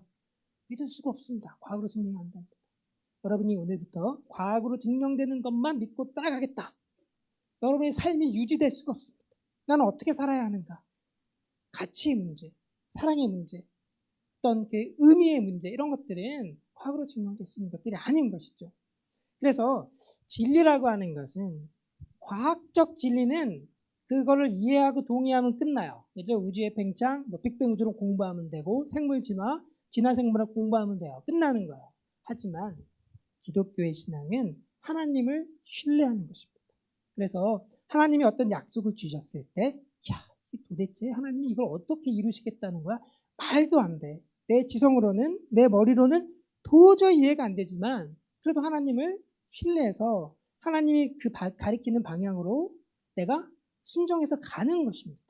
히브리서에 보면 구름같이 허다한 증인들이 어떻게 했습니까? 갈 바를 알지 못하고 가는 거예요. 하나님이 가리키는 방향으로 이해가 안 되지만 잘 모르겠지만 도대체 어떻게 하나님이 이걸 하실 거야? 우리가 투덜투덜 불만도 나오지만 그래도 하나님을 신뢰해서 가다 보면 이해가 되기 시작하는 것이죠. 이런 거였어? 깨닫게 되는 거예요. 그래서 진리에 도착하게 되고 그 진리가 우리를 자유케 하는 것입니다.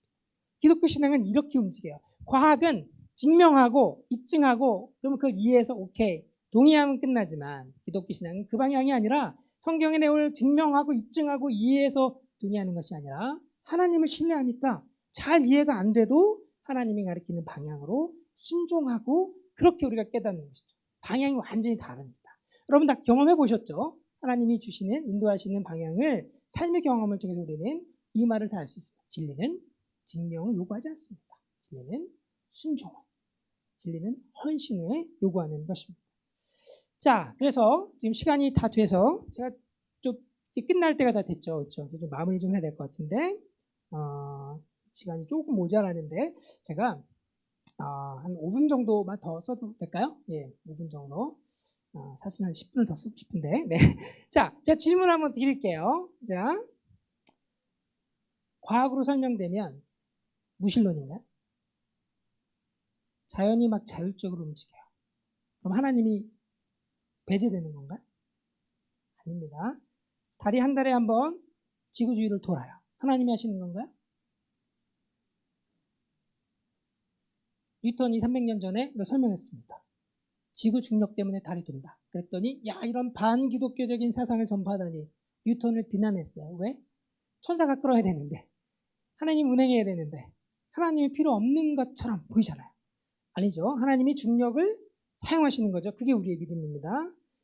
정자와 난자가 만나서 세포 분열을 합니다. DNA 코드에 따라 2개, 4개, 8개, 16개, 32개, 10달이 지나면 아기가 태어나요. 하나님이 하시는 건가요?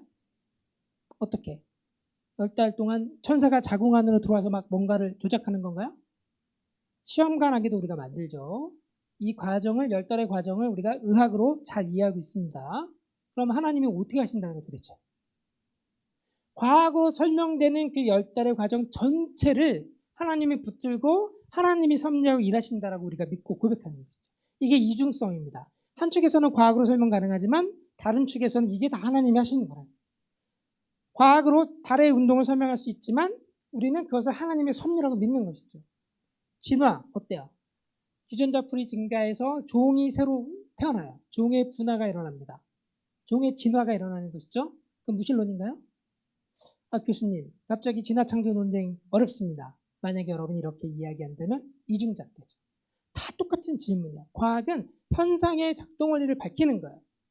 그렇게 밝혔다고 해서 무신론이 되는 게 아니라 그 밝힌 그 내용이 바로 하나님이 일하시는 방식이라는 것이죠. 하나님은 두 가지 다 가능합니다. 초자연적으로 창조하실 수도 있지만 자연의 어떤 법칙을 사용해서 긴 과정, 다이나믹한 과정, 그런 과정을 통해서 역동적으로 창조하실 수도 있는 것이죠. 그래서 범주를 나눠야 됩니다. 밑에는 데이터가 있어요. 우주의 팽창이든 생물의 진화든 데이터가 있고 이게 어떻게 된 거지? 설명하는 게 과학이에요. 과학, 여기까지가 과학이고 과학 위가 메타피직스죠. 형이상학. 세 가지가 해석이 가능해요. 도킨스는 오른쪽으로 갑니다. 자연현상을 생물의 진화를 과학으로 다 설명했어? 그러면 신이 필요 없잖아. 신이 필요 없잖아. 신이 한 게 아니잖아. 그러니까 이거는 무신론의 증거지. 라고 이렇게 가는 겁니다. 그 다음에 이신론, 디이즘이라고 하죠. 시계공이 시계를 만든 다음에 교통사고를 당해도 시계는 혼자 가잖아요. 그게 이제 디이즘인데 18세기에 나왔던 논쟁이죠. 디이즘은 신이 창조했는지 모르겠지만 과학으로 다 설명되니까 지금 신이 필요 없네. 신은 안드로메다로 휴가가 있는 거네. 자연은 그냥 스스로 작동하는 거네. 이렇게 보는 게 이신론이죠. 자, 우리 기독교 신앙은 그게 아니라 왼쪽으로 갑니다. 과학이 자연현상을 설명했으면 그거를 이 전체를 하나님이 섭리하고 일하시는구나 라고 고백하는 게 우리 기독교 신앙이에요. 하나님이 안 계시면 자연 법칙도 성립하지 않는다라고 보는 것이죠. 천사가 매번 막 끌어당기고 이런 게 아니라 하나님이 내재적으로 과학으로 탐지할 수 없는 어떤 차원에서 모든 자연 법칙 우주를 존재론적으로 붙들고 계신다는 게 우리의 신앙이라는 것입니다. 이해되시죠? 이렇게 다른 겁니다. 과학까지는 똑같고 그래서 범주의 구별이 우리에게 필요하다. 자, 그래서 무신론의 주장은 과학과 과학이 아닌 것을 구별해내는 것이 중요하고 지성적으로 접근해야 된다는 이야기를 제가 하고 이제 넘어가겠습니다. 넘어갈게요. 우리 근본주의 이야기는 우리 50대, 60대의 문제니까 청년들은 그렇게 여기 이제 심각하게 부딪히지가 않습니다. 창조과학 이런 문제들은 지금 20대들은 들어본 적도 없다는 친구들이 많기 때문에 이 문제를 그냥 넘어갈게요. 마지막 비유만 들고 제가 넘어가겠습니다. 진화를 우리가 받아들일 수 있느냐 이 문제가 있는데요. 요게 제가 비유를 들고 저는 진화를 하나님이 창조하신 방법이라고 이해하고 이렇게 봅니다. 자, 그래서 창조과학자나 진화과학자나 도킨스와 같은 무신론자를 어떻게 이해되냐면 요 비유만 들으시면 돼요. 제빵사가 오븐에다가 빵을 구웠어요. 제빵사가 오븐에 빵을 구웠어요. 빵은 오븐 안에서 스스로 진화한 건가요? 제빵사가 만든 거죠. 제빵사는 하나님입니다. 과학으로 탐지가 안 돼요. 과학은 오븐만 봅니다. 반죽이 막 변하고 익어가고 막 온도가 변하고 빵이 되는 과정을 탐구해요. 그러니까 오븐만 보니까 진화론자들, 도킨스 같은 사람은 제빵사는 필요 없네. 오븐 안에서 빵이 스스로 진화한 거야 라고 주장하는 것이죠. 저 같은 크리스찬 과학자는 뭐라고 이야기해요? 맞아, 그래. 오븐 안에서 빵이 이렇게 진화했지. 그런데 그거는 제빵사가 오븐을 사용했네. 제빵사가 오븐을 사용한 거죠. 창조과학자들은 뭐라고 합니까? 제빵사는 오븐을 사용하면 안 된다. 이거예요. 진정한 제빵사는 빵을 뿅 하고 만들어야지 오븐이라고 하는 과정을 통해서 만들면 안 된다. 이게 이제 그분들의 주장인 거죠. 성서 해석을 그렇게 하기 때문에. 그래서 진화라고 하는 우주의 진화든 생물의 진화든 간에 이 진화라고 하는 관점은 무신론자들은 이 진화를 무신론의 입장에서 해석하지만 그리스도인 과학자들은 그게 아니다. 그 진화의 모든 과정을 하나님이 사용하시는 거다. 그렇게 하나하나 생명체들을 또 우리 인간을 과학이 밝히는 것처럼 그렇게 하나님이 창조하신 거다. 이렇게 우리가 이해할 수 있다라고 하는 거죠. 자, 그래서 오늘 결론을 내리면 결국은 우리가 지금 직면하고 있는 여러 가지 도전이 있는데요. 청년들이 많이 헷갈려요. 여러 가지 입장들이 있기 때문인데요. 가령 우리가 무신론을 빼고 기독교 신앙 안에도 진화를 인정하느냐 인정하지 않느냐 여러 가지 그림들이 있는데 가장 중요한 것은 하나님의 창조를 믿는 것이지 하나님이 어떻게 했냐 어떤 순서로 했냐 이거는 그림이 많을 수도 있다. 여러분이 곧 이해하시고 조금 더 넓은 시각으로 보시면 좋을 것 같습니다. 자, 결론입니다. 과학이 던지는 도전. 우리가 과학을 잘 배워서 이 과학이 밝히는 것들을 하나님의 창조 역사를 보여주는 것이구나 라고 이해하면 좋고요.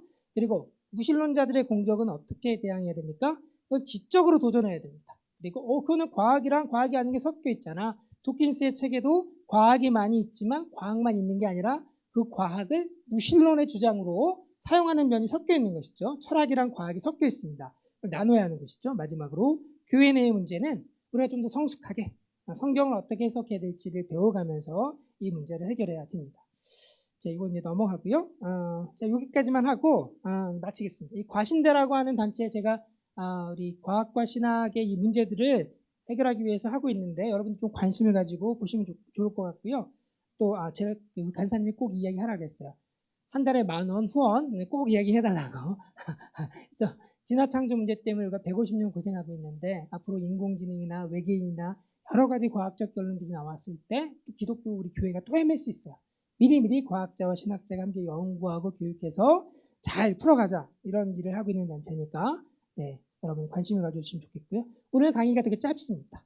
궁금하시면 여러분 유튜브에 8개의 강의 30분짜리가 있으니까 여러분이 한번 들으시면서 친구끼리 토론해도 좋고 또 만약에 여러분이 뭐 조 단위로 보신다면은 저희 플랩 러닝 과정이 있습니다. 공개된 건 아닌데 신청을 하시면 이걸 들으면서 같이 하나씩 차분하게 공부하고 질문도 하고 토론도 하고 그래서 이 과학과 신앙의 문제는 지금 여러분에게 심각한 문제일 수도 있지만 언젠가 부딪힐 수도 있고 여러분의 자녀, 여러분의 친구, 여러분이 전도해야 되는 누군가가 이 문제 때문에 기독교 신앙으로 들어오지 못하고 있다. 그 문제를 여러분이 해결해 줘야 됩니다. 반드시 한 번쯤은 1시간 강의가 아니라 깊이 있게 공부해서 그래서 이 부분을 잘 소화하고 가면 좋겠습니다. 자, 이 책을 마지막으로 좀 보여드리고 마치겠습니다. 이 묵듣다는 2-3시간이면 읽을 수 있어요. 대화체로 되어 있고요. 오른쪽에 과독이라고 부르는 책은 오늘 강의를 포함해서 깊이 있는 내용들이 있으니까 꼭 한번 이 책은 정독을 하시고 아니면 이제 기초과정 영상들을 보면서 깊이 있게 소화하고 배우셨으면 좋겠습니다. 고맙습니다. 감사합니다. 네. 네, 질문 여러 개를 하셔야 되니까요. 좀 생각하고 계시다가 짧게 질문해 주시면 제가 한 2개 정도씩 듣고 답변을 드리겠습니다. 먼저 하시죠.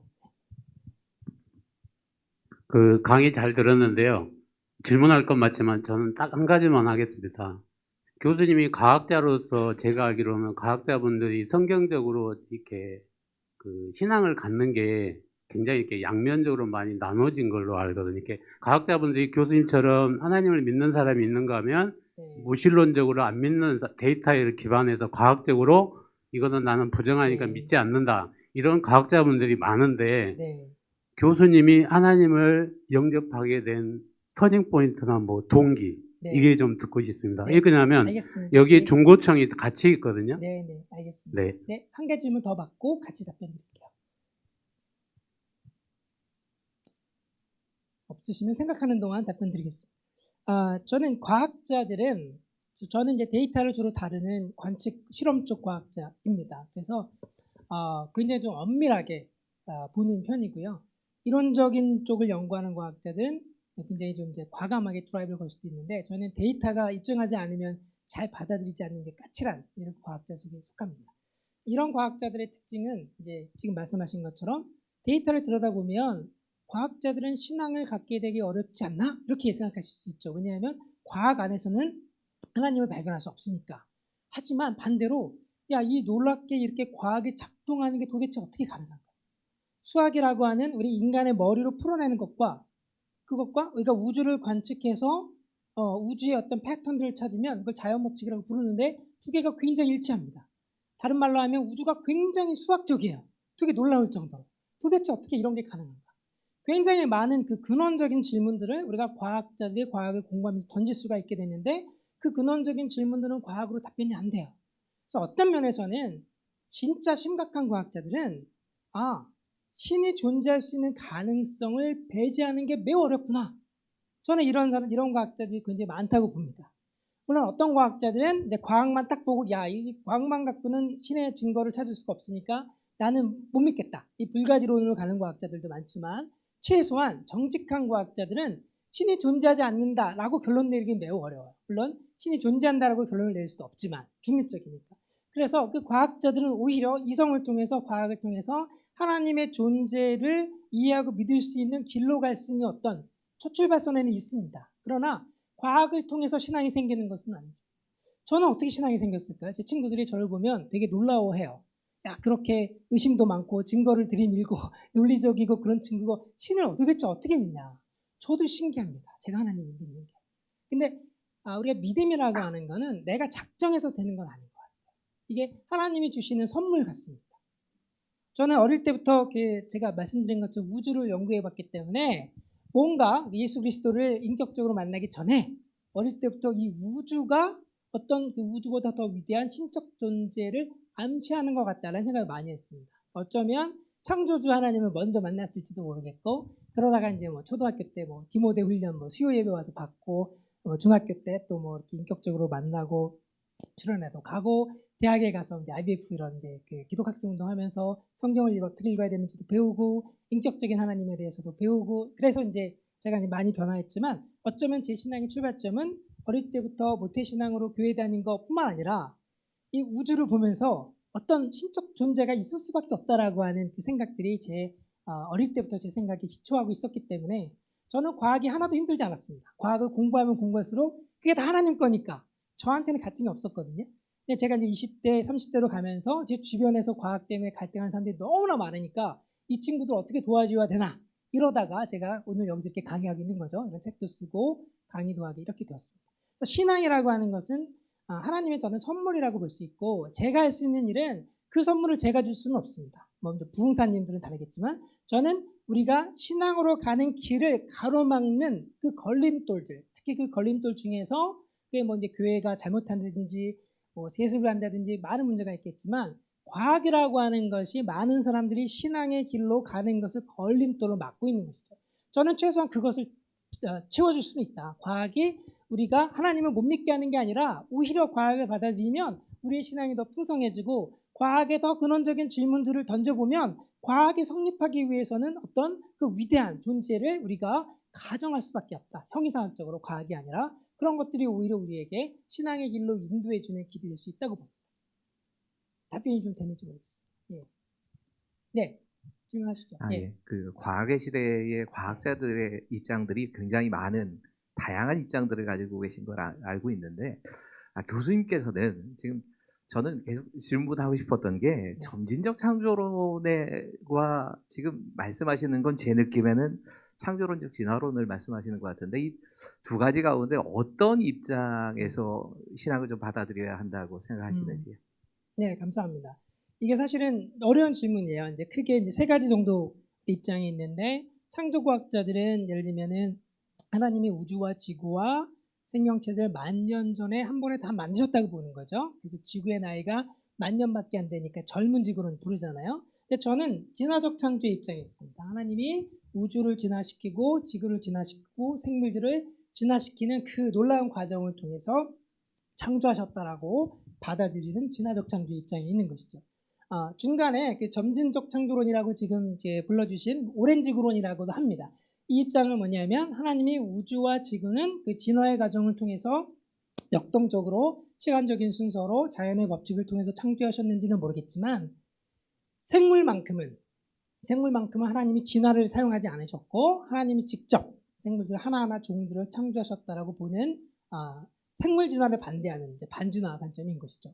왜 이렇게 세 가지 입장의 차이가 나냐? 제 강의의 출발점에서 우리에게 주어진 두 가지 책, 성경과 자연이라는 책인데 이 두 책을 수용하는 입장이 다른 겁니다. 그래서 이제 젊은 직으로는 성경 해석을 굉장히 과학 교과서처럼 하고 과학을 많이 안 받아들이는 것이죠. 제가 연구하는 뭐 빅뱅주론 이런 거 안 받아들이는 것이고 생물진화론도 안 받아들이는 것이죠. 반대로 진화창조론은 성경을 비일치론 관점에서 해석을 하고 과학 교과서로 보는 것이 아니고 고대근동 지방 사람들의 눈높이에 맞게 주신 걸로 보는 것이고 대신 과학은 과학에서 정설로 입증한 것들을 우리가 아직은 어프락시메이션이지만 그래도 과학적인 내용들을 수용하는 입장인 것이죠. 그러니까 이렇게 진화적 창조를 가는 것입니다. 오렌지 그론은 사실은 제가 볼 때는 가장 모순적이에요. 가장 쉬운 입장이긴 합니다. 왜? 그리스도인들이 보수적인 교회를 다니다 보면은 근데 아무리 봐도 물리학하고 천문학, 대기과 이런 지구와 우주의 역사는 부정하기 어렵다. 그래서 오렌지 그론은 받아들이는데 그래도 보수적인 입장에서의 그 심리적인 저항 때문에 인간이 진화되었다고 이건 못 받아들이겠다. 그래서 이제 오렌지 그론으로 많이 갑니다. 제가 봤을 때는 이 오렌지 그론이 가장 모순적이에요. 왜냐하면 성경 중에서 어떤 부분은 교과서처럼 받아들이고 어떤 부분은 또 과학 교과서가 아닌 것처럼 문자적으로 해석을 하지 않고 막 섞여 있는 것이죠. 과학도 우주론이나 뭐 이런 이제 천문학이나 지질학이나 이런 위상하고 진화생물학의 위상이 다르지가 않습니다. 근데 어떻게 진화생물학만은 안 받아들이겠어요? 그러니까 이거는 제가 봤을 때는 굉장히 좀 모순적인 입장이라 가장 좀 버티기가 어려운 입장인데 반대로 이 입장이 굉장히 많은 분들이 오렌지 그론으로 가고 있어요. 저는 이제 그렇게 봅니다. 한 가지만 더 이야기하면 진화를 받아들이지 못하는 분들은 제가 이렇게 물어봐요. 어떤 하나님이 우리 청년을 어떻게 창조하셨나요? 진화적으로 창조하셨죠. 엄마 아빠로부터 난자 전자가 와서 세포 분열을 해갖고 그렇잖아요. 여러분 중에서 단세포에서부터 하나님이 여러분을 창조하셨지 아닙니다. 교수님 저는 하나님이 저를 20살부터 창조하셨어요. 이런 건 아무도 없잖아요. 아직 못 만나봤거든요. 아담과 최초의 인류는 하나님이 뭔가 뿅 하고 이렇게 특별한 방법으로 창조해야 된다고 생각해요. 근데 그렇지 않습니다. 우리가 뿅 창조된 게 아니잖아요. 하나님이 그런 시간의 과정을 거쳐서 단세포에서부터 이렇게 우리가 과학으로 이해할 수 있는 방식으로 진화적, 어떤 시간적, 인과적으로 창조하셨는데 그렇다고 우리가 하나님의 형상이 없는 게 아니잖아요. 그렇다고 우리가 하나님의 어떤 창조물의 지위가 강등되는 게 아니잖아요. 마찬가지입니다. 아담도 그렇고 인류의 창조도 하나님이 진화를 통해서 했건 아니면 진화가 아니라 어떤 특별한 방법으로 이렇게 뿅 하고 하셨건 그 창조의 방법이 창조물의 위상을 결정하지는 않습니다. 그래서 그런 입장에서 여러분이 나를 하나님 어떻게 창조하셨나를 가만히 생각해 보면 처음에 호모사피엔스 인류를 어떻게 창조하셨나 이 진화 창조론도 그렇게 심리적인 저항을 조금은 벗어날 수 있을 것 같아요. 답변이 되는지 모르겠습니다. 예. 또 질문하시죠. 네. 제가 이해한 게 제가 이해한 게 맞다면 네. 창조하는 방법이 이게 뿅 하고 만들어내는 거랑 네. 그 오랜 그 오븐으로 창조하는 방법이 있다고 이해를 했는데 네. 그러면 이게 일반적으로 생각하기로는 음. 그냥 뿅 하고 만들어내는 게 좀 더 효율적이라고 생각하기 쉬운데 굳이 오븐을 이용해 가지고 창조를 하는 약간 이유를 어떻게 생각을 해야 될까요? 하나님이 아브라함에게 가나안 땅을 약속하셨잖아요. 그죠? 가나안 땅을 그냥 뿅 주시면 되는데 그 긴 과정을 거쳐갖고 야곱이 70여 명 데리고 애굽으로 가가지고 400년간 종살이를 하다가 또 와가지고 40년 동안 광야를 헤매다가 그 다음에 이제 여호수아를 갖고 가나안 땅으로 들어왔어요. 그죠? 왜 그러셨을까요? 그냥 한 번에 뿅 하고 주시면 되는데 저는 똑같은 질문이라고 생각해요. 똑같은 질문인 것 같아요. 하나님은 전능하시니까 그냥 뿅뿅뿅 다 하실 수 있습니다. 그렇죠? 우리가 죄를 짓고 싶어도 하나님이 죄를 못 짓게 우리를 로봇처럼 조정하실 수도 있겠죠. 근데 하나님은 그렇게 안 하십니다. 인격적이니까 내가 너를 완전히 제어할 수도 있지만 네가 죄를 짓기로 결정하면 하나님이 허락을 하시는 거죠. 그래서 우리에게 주어진 자유의지, 선악과는 왜 하나님이 우리를 시험하려고 선악과를 주셨습니까? 그 문제가 아니라 하나님이 인간과 어떤 사랑의 관계를 맺으려면 그 인간이 자유로운 존재여야 돼요. 그죠? 만약에 내가 우리 제 와이프의 뇌에다가 칩을 심어놔서 무조건 나를 순종하게 만들면 제 아내가 저에게 대하는 사랑이 진짜 사랑인가요? 아니잖아요. 나를 미워할 수도 있는데 나를 사랑하면 그게 진짜 사랑인 거죠. 똑같습니다. 우리 인간도 하나님을 배반하고 하나님을 미워하고 하나님 죄의 길로 갈 수도 있는데 그럼에도 불구하고 하나님을 사랑하겠다라고 하는 그런 자유의지가 있어야지만 하나님이 만족할 만한 인격적인 관계가 되는 거거든요. 그래서 그걸 이제 선악과로 우리가 표현해서 인간의 죄를 이야기하는 것이죠. 마찬가지로 자연 세계도 하나님이 그냥 모든 것을 시계처럼, 그죠? 인형극처럼. 여러분 인형극을 보면 인형들이 막 움직이잖아요, 그죠? 인형극 봤어요? 줄 달려가다 움직이잖아요. 근데 인형들이 자기 의지로 하는 건가요? 모든 걸 다 위에서 다 조작하는 거죠. 모든 행동 하나하나를. 하나님이 그렇게 하실 수도 있습니다. 그러나 하나님이 창조하신 이 창조 세계, 또 인간의 세계는 인형극이 아니에요. 우리에게 자유의지를 주셨고 자연 세계에는 자연 법칙과 자율성을 어느 정도 주셨습니다. 그래서 그 과정들을 통해서 하나님이 인간들이 하나님께 순종하고 자연 세계가 하나님의 방향으로 가는 것들을 보시는 것이죠. 저는 그렇게 봐요. 하나님은 마술사, 마법사가 아니라 우리 인간과 자연 세계에 자율성을 주시고 그 과정을 통해서 보시는 거예요. 저는 그게 가나안 땅을 주신 거하고 똑같다고 생각해요. 저도 맨날 보면은 야, 하나님 왜 이렇게 힘들게 하시나? 하나님의 나라 왜 이렇게 힘들게 하시나? 한 번에 그냥 다 그렇죠? 쓸어버리고 하시면 될 텐데 왜 이렇게 힘들게 긴 과정을 통해서 하시나? 자연도 똑같습니다. 100억 년이 넘는 시간 동안 우주가 만들어지고 은하가 만들어지고 별이 만들어지고 지구가 만들어지고 또 지구 안에서도 막 지층이 만들어지고 생물들이 진화하고 그 마지막에 우리 인간이 탄생하게 되잖아요. 그 100억 년이 넘는 시간을 하나님이 하나하나 창조하시고 오래 참으심으로 기다리시다가 마지막에 우리 인류를 창조하십니다. 저는 이 스토리가 훨씬 더 저에게 감동적이고 저는 훨씬 더 하나님이 더 하나님다워요. 물론 하나님이 뿅 하고 다 하실 수도 있겠지만 그 뿅 하고 하신 것들이 전해줄 수 있는 스토리가 뭐가 되겠어요? 애굽으로 가서 400년을 헤매고 40년 동안 가나안을 헤매고 그리고 가나안 땅에 들어오는 그 놀라운 그 이스라엘의 역사가 하나님을 쫓아가려고 했던 하나님의 백성들의 순종과 배신과 이 모든 게 담겨 있는 거잖아요. 그렇죠? 저는 자연사도 그런 면이 있다고 봅니다. 그래서 저는 제가 봤을 때는 뿅창조보다 한 번에 즉각적으로 완성된 형태로 창조하시는 것보다는 이렇게 그 긴 과정을 통해서 하나님이 일하시는 것이 저는 훨씬 더 매력적이고 하나님이 더 전능해 보이고 하나님이 더 멋져 보이고 그걸 또 과학을 통해서 발견하니까 그게 더 신나고 더 멋있고 감사합니다. 근데 문제는 그동안 우리가 하나님을 이렇게 생각했으니까 하나님 이거 아닌 거 안 됩니다. 하나님 이러시면 안 됩니다. 자꾸 이러는 거잖아요. 하나님 마음인데 우리가 원하는 대로 하나님을 만들고 싶어 하는 거잖아요. 내가 이해하기 힘드니까. 저는 그래서는 안 된다고 봅니다. 답변이 좀 됐나요? 네, 좋습니다. 가장 열심히 들은 청년인 것 같은데요, 오늘 그죠? 네. 네. 지금 교수님 설명하시는 거랑, 네. 그다음에 저희들은 이제 믿는 사람이니까 그게 충분하게 이해가 됩니다. 근데 만약에 아까 이제 설명하시는 가운데 믿지 않는 사람들이 과학적으로 질문을 했을 때 사실은 거기에 대해서 답변하기가 저희 믿는 사람들끼리는 그게 하나님이 역사하시는 거야. 하나님이 이렇게 그 법칙에 따라서 만드셨던 거야. 라고 하는 말을 이해는 하지만 네. 과학적으로 그런 것들을 신봉하는 사람들에게 하나님을 거기다 접목시키는 거가 굉장히 어렵거든요. 저는 그렇게 하면 안 된다고 봅니다. 그러니까 예전부터 우리는 성경의 내용, 성경에 나오는 뭐 기적, 성경의 말씀을 막 증명해야 될 것 같은 그런 어떤 저도 어릴 때부터 그런 거에 많이 노출이 되었었는데 저는 아니라고 봅니다. 그게 아니라 우리는 과학의 내용을 그리스도의 입장에서 해석을 하는 것이죠.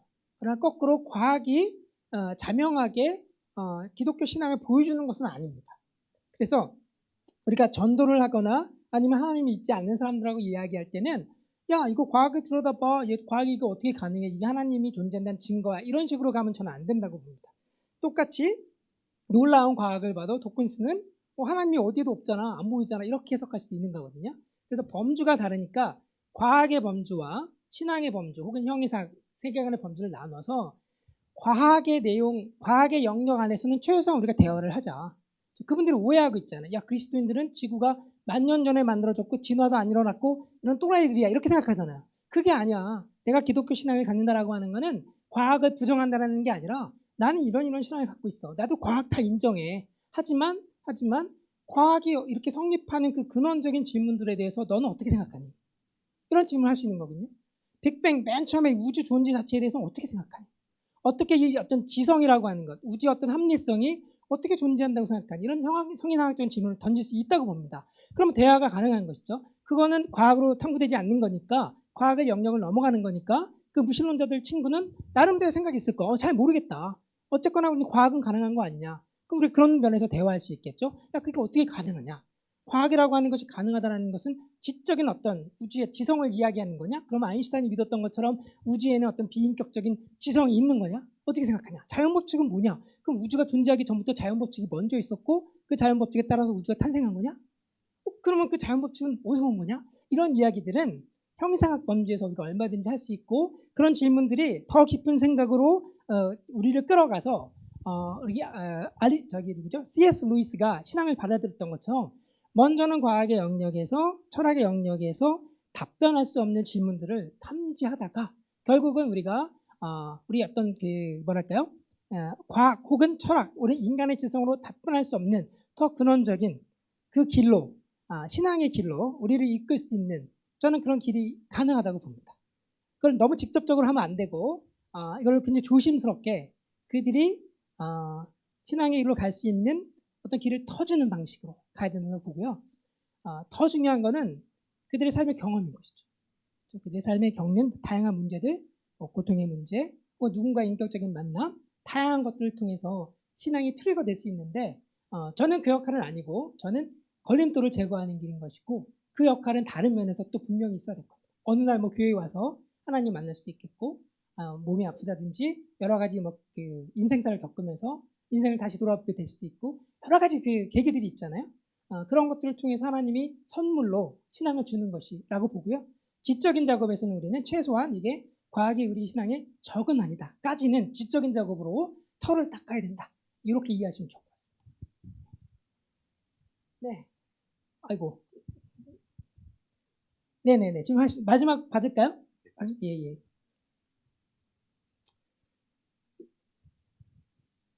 제가 좀 예. 단순해서 그러는데요. 네네. 좀 바보 같은 질문일 수도 있는데, 괜찮습니다. 하나님의 창조의 세계는 네. 닭이 먼저냐 알이 먼저 그게 중요한 것이 아니라고 저는 이렇게 네. 쉽게 생각이 드는데 어떻게 생각하세요? 그 과학자들한테 중요한 거죠. 네? 신앙에서 안 중요해요.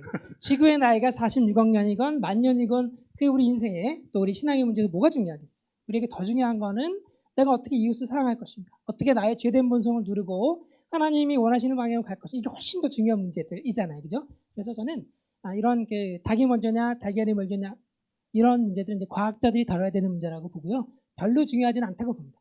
문제는 별로 중요하지 않은 문제가 갑자기 와가지고 우리가 우리 신앙을 방해하는 방식으로 작동하니까 이 부분을 변별해주고 잘 이해시켜주는 교육도 중요하다, 이렇게 이해하시면 될 것 같습니다. 마지막 학생 네네. 네.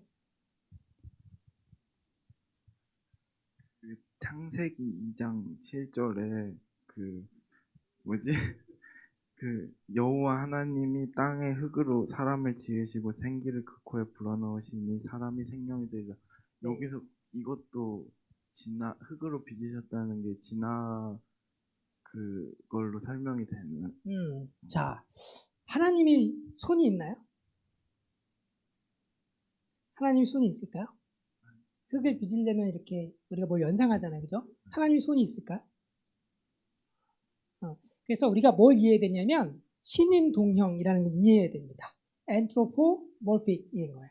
하나님은 손가락도 없고 우리가 상상하기 어렵잖아요. 하나님이 뭔가를 창조하신다라는 걸 우리가 이해하기가 어려운데 그거를 우리 인간의 모습을 하나님에게 입혀서 우리 인간이 뭔가를 창조하시는 것처럼 성경이 묘사할 수밖에 없는 거죠. 이걸 이제 신인동형이라고 불러요. anthropomorphic. 그래서 그 부분도 마치 농부가 뭔가 이제 흙을 개고 뭐 하는 것처럼 하나님의 어떤 창조의 과정을 인간의 모습을 입혀서 표현하는 것이죠. 그래서 그거를 하나님이 흙으로 사람을 만들었다라고 하는 거를 만약에 하나님 막 손이 있어가지고 흙을 막 빚어가지고 이렇게 형체를 진흙을 막 이렇게 만든 이런 걸 생각하면은 그건 정확한 이해는 아닙니다. 신인동형적인 표현이다 이렇게 보시면 좋을 것 같아요. 어떤 분들은 야 그거 봐라 하나님이 진흙으로 사람을 만들었다고 하니까 이거는 그 창조과학적 그런 게 아니라 진화적 창조랑 더 맞는다. 또 거꾸로 그렇게 주장하는 분들도 있어요. 저는 그렇게 생각하지 않습니다. 내가 생각하는 어떤 창조의 모습을 성경의 구절을 끌어다가 그 뒷받침하는 그 구절로 삼는 것은 좋은 방향이 아니라 신인동형적인 표현으로 그렇게 표현됐다라고 이해하시면 좋을 것 같아요. 대표님 됐나요? 네. 네, 감사합니다. 예. 네, 네, 수고해주신 감사합니다. 우리 우정 교수님께 큰 박수 한번 부탁드립니다. 네. 네. 오늘 굉장히 열심히 듣는 것을 보고 되게 감탄을 했는데 우리 본전교회 수준이 이 정도 됐구나라는 생각이 들면서 되게 기뻤습니다. 그러면서 혹시나 또 여전히 해결되지 않은 질문들이 있으시다면은 나가실 때 우리 교수님께서 쓰신 책들을 판매를 하고 있습니다. 그래서 구매를 하시면 되고 계좌가 제 계좌로 되어 있는데 제가 갖는 게 아니라 제가 이제 다 모아서 이렇게 보내드리도록 하겠습니다. 그러니까 의심하지 않으시고 제 이름과 제 계좌가 적혀 있어도 구매하셔도 괜찮습니다. 네, 그렇게 하시고 밖에서 구매해 주시면 되겠습니다. 그리고 우리 청년들은 기도회가 마친 후에 이후에 이제 기도회가 진행될 거거든요. 마친 후에 청년부실에 모여서 야식을 먹으니까 우리 청년들 끝까지 기도회까지 참석하시고 함께 우리 또 식사하는 그런 시간 갖도록 하겠습니다. 그리고 지금부터 지금 9시 2분인데요.